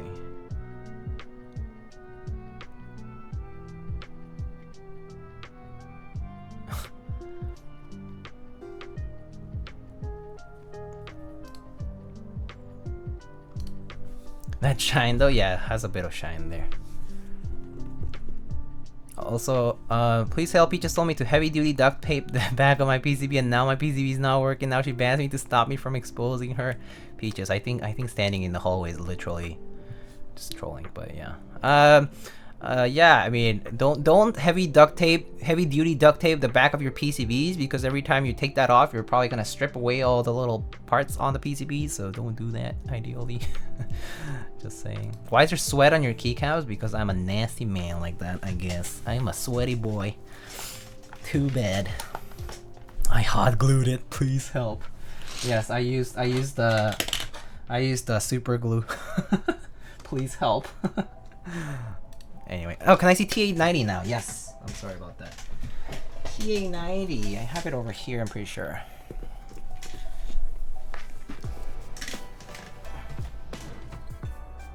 Wait, TA90? Oh, no, it's not here. I'll be right back.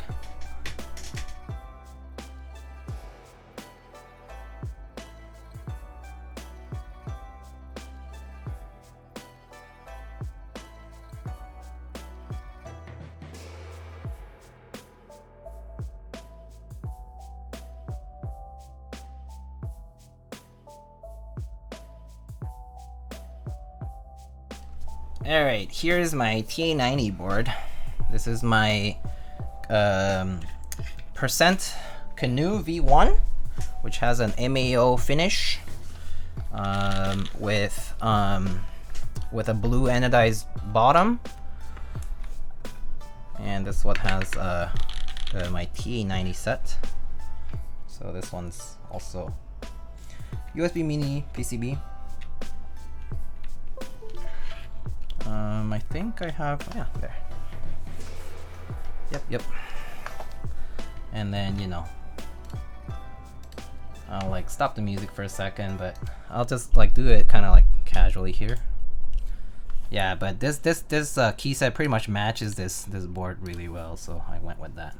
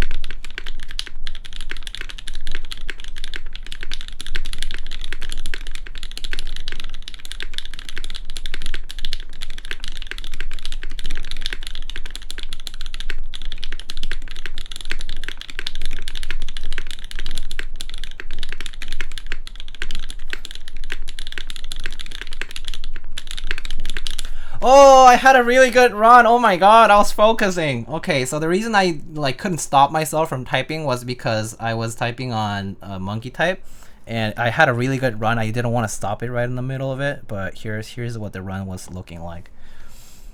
I got like 141 on it, but yeah. Yeah, so I was like, oh my god, this is such a good run. I can't stop. Yeah. So anyway, that's what it sounds like. Yeah. So I guess I'll just show you the keycaps here. Oh, it's time to take off with it. So the switches right now, I believe I have these are NK Silks actually. Yeah, these are NK Silks that I lubed with 205 with TX films. So these have NK Silks, which are basically JWK switches. But yeah, sounds really good in this board. This has an aluminum plate. So it's just aluminum plate, you know, PCB, NK Silks, and Durock V2 stabs, I think. So yeah. Where's Monkey Type? It's monkeytype.com. Anyway, yeah.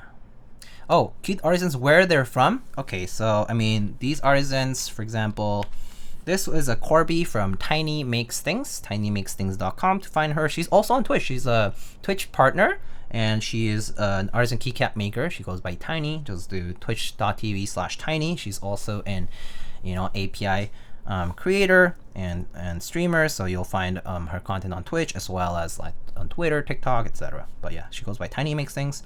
This is from Alpha Keycaps, alphakeycaps.com. This is another one by Tiny, another one by Tiny, and this is from Cause, C-O-Z, Cause Keycaps, and they're on Instagram and on Reddit. Cause is actually from Australia, and he's actually a very, very talented woodworker, and he also frames artwork. He does really, really amazing woodwork in Australia. He's made like wrist rests and all kinds of really cool things, but he also has made resin cast keycaps like this.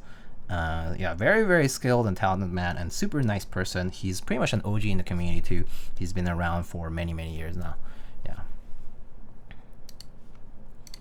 Do you have some tips? Because I currently try to train myself to self-type on my keyboard without having to look at it. Yeah, so I think the first thing that you might want to try is to practice home row technique. Home row technique basically relies on using, you know, using all of your fingers really, for as many as possible. Some people use fewer. I actually don't use my pinky much, and I actually use my ring finger for the backspace, which is technically like not necessarily the best way to do it. I also tend to skip over a little bit from left side to right side, which is also not ideal. So, but I mean, home row technique basically relies on, like, you know, putting your fingers here in the home row, what's called like the center row or home row, and then going from there as a basis for the rest of your typing. But typing in that way, you can practice your accuracy, and then once you get more accurate typing, you can speed up and type, you know, more quickly, more accurately. Yeah. So, so yeah. that's a good way to learn how to type, and how to type more quickly. How much is this keyboard? This keyboard actually doesn't go for too much nowadays because it is a old version. But it is, yeah, this is a Canoe V1. I think nowadays pretty much goes for like retail, which I think is like around like $350, $400. But I know that's not cheap, but that's what a lot of custom mechanical keyboard kits go for. So yeah.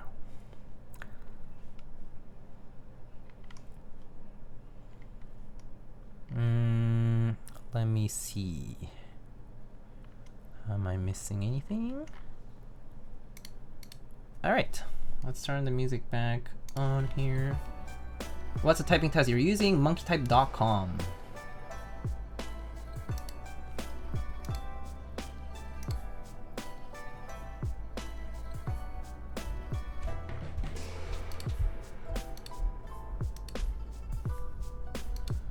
All right. Well, so that's what this keyboard is. Very good color scheme. Yeah, so this is called GMK T90, which is Triumph Ailer, and then the 90s because it's based on this old keyboard. And this vintage board that has these colors, it's like matched to that. It's a really, really nice set. Also has row 5 bottom row, has the row 5 bottom row, which is a sculpted part of the cherry profile here. Here we have row 4 over here.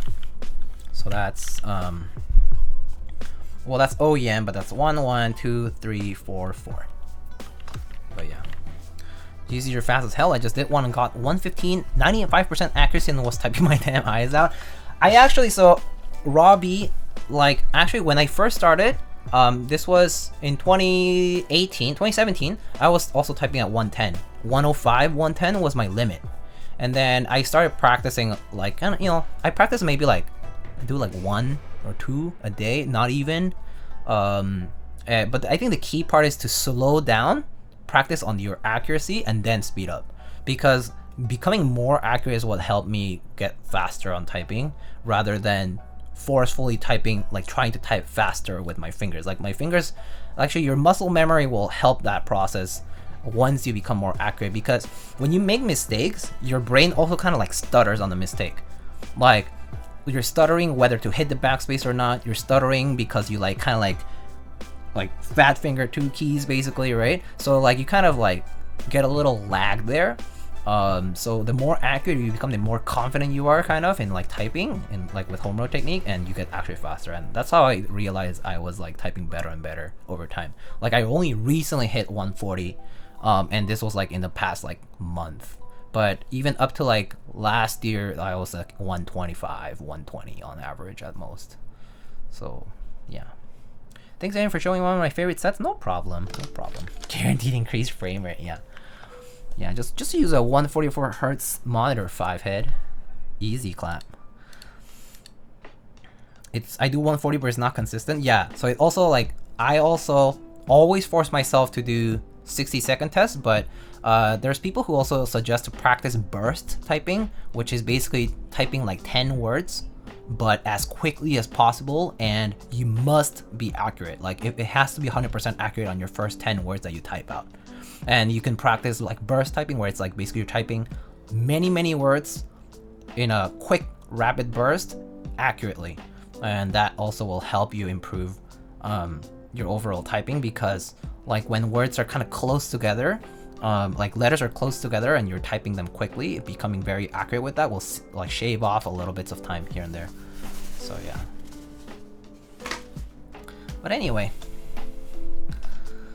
do you recommend any mouse for gaming and programming that's not too expensive? There is, yeah, our mouse review is a good place. I personally use the Razer Viper Ultimate here for most things, and also the MX Master 3 actually. So I use the MX Master 3 here, which is a little bit shine like my white on black key set, but I use my MX Master 3 a lot.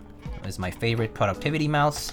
I actually just recently changed the skates. I accidentally ordered it with white skates instead of black, but it's fine, it looks fine. It's basically like white on black theme now. But yeah, MX Master 3, really nice.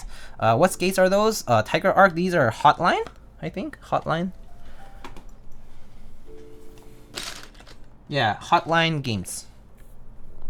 Skates. just it was just whatever Mr. Ninewalker recommended on the Discord. Oh, so for those who are new here and you would like to check out other builds in the future, I will be streaming again this Thursday evening, most likely, for the Mode Sonnet prototype. I actually want to kind of give I don't think they'll mind, but maybe I'll give you a preview of what it looks like. And I will be building the Mode Sonnet prototype on Thursday evening. Let me just show it to you. Give me 1 sec.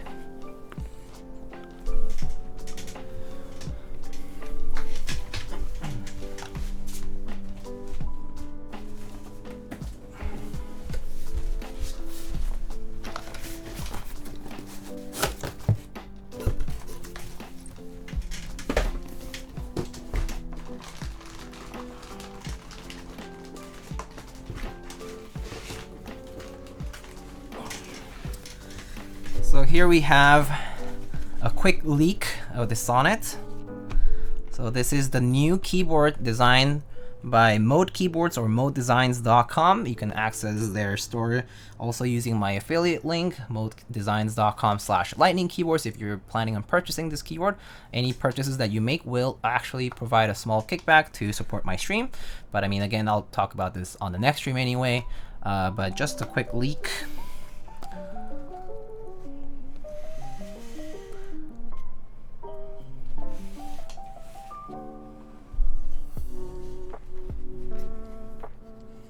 Here is the Mode Sonnet.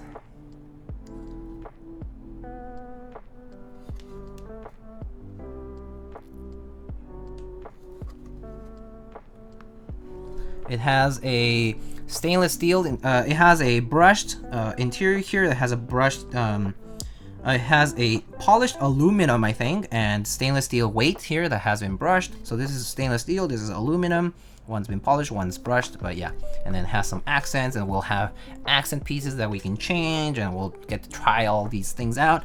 I actually don't know too much about it as far as like all the options, but so I will explore this with you guys. I have received information about it. I've just briefly, I was looking at Mr. Nathan Teja Types' stream about his Mode Sonnet build, but it was very brief because I was also like doing work at the time. But yeah. Yeah, so that's the little show. So you'll get to see this, guys. Next stream on Thursday evening. I don't have a specific time, but it's going to be around the same time. So it's going to be around. I'm in the East Coast, so it's most likely going to be like Thursday at 6 p.m. or so, until like based on the length of today's stream, about 2-3 hours. And it's possible that we might be on the front page again this week, because it's still within the same week. And so so it will be nice to see you all again. For those who are new, I mean, again, welcome. Thank you so much for stopping by. There are many other creators that you can check out. It is the API month, so we are here celebrating Asian American Pacific Islander heritage. I hope you guys can get a chance to check out many other streamers and creators out there that suit your particular interest and taste, whether it's gaming or DIY like this, kind of like assembling custom keyboards and so on. There's a lot of very, very talented artists out there, and people who are extremely knowledgeable about our heritage, about our culture, and I would be very happy to see you all kind of support makers like that too, and creators like that out there. So yeah. So I'm very happy to be part of this month for the celebration of that, especially now in these times where we do face a lot of concerns with respect to there's aggressions, there's been a lot of violence.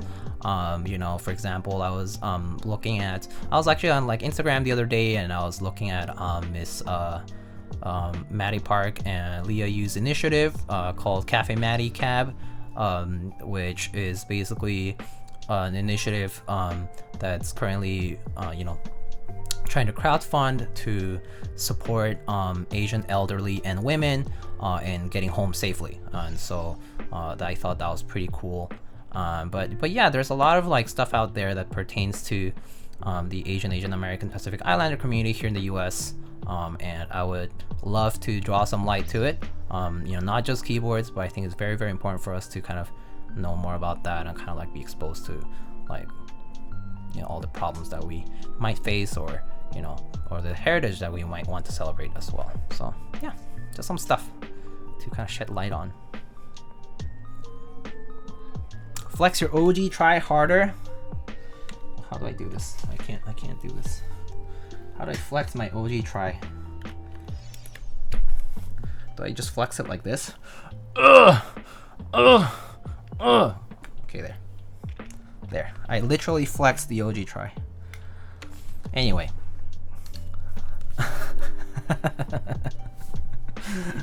Anyhow, let's find another streamer to support and to follow and raid. So let's go and see if there are other keyboard creators or other content creators that we might want to check out. So let's go and see who we can raid. Let's see.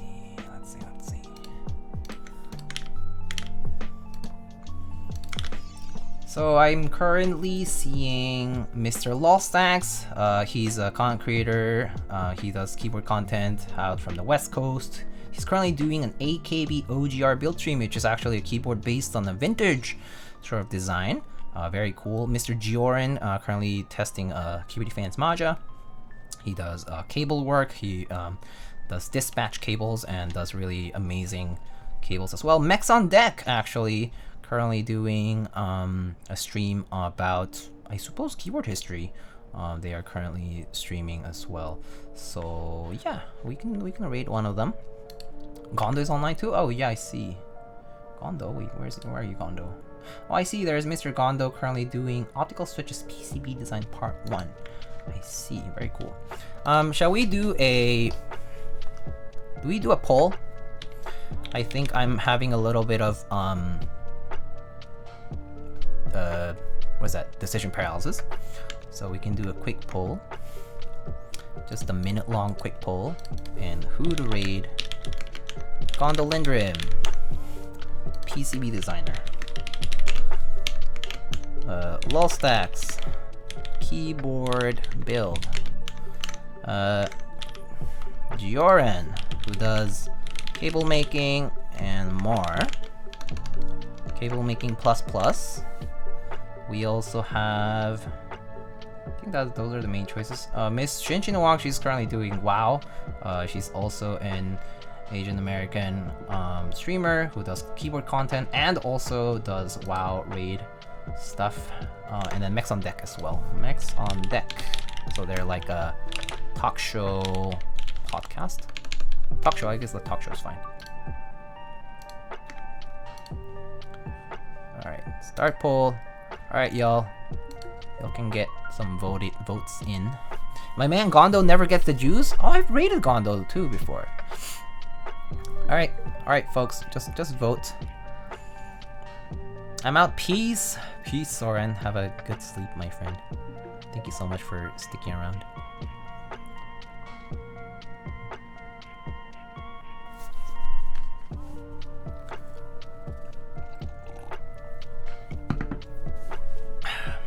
Alrighty, so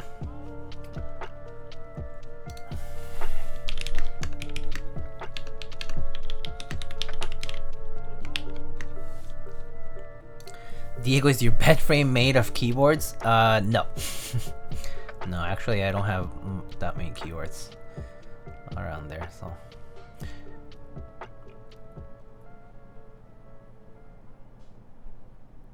Going from keyboard stream to PCB design is too much of a jump. Yeah, that is true. But I mean, that said, time for another 7-hour stream. Okay, so go enjoy Mr. Lolstacks' stream. Let's go raid Mr. Lolstacks here. Show some love here. Get him the real fat raid here.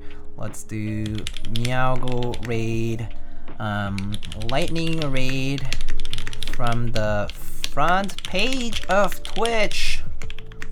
Meowgo, Pog, Meowgo, just right. Alright, friends. Again, please feel free to join me also on my socials. If you want to look at my socials, I am on Instagram. I have a Discord server. I have Twitter.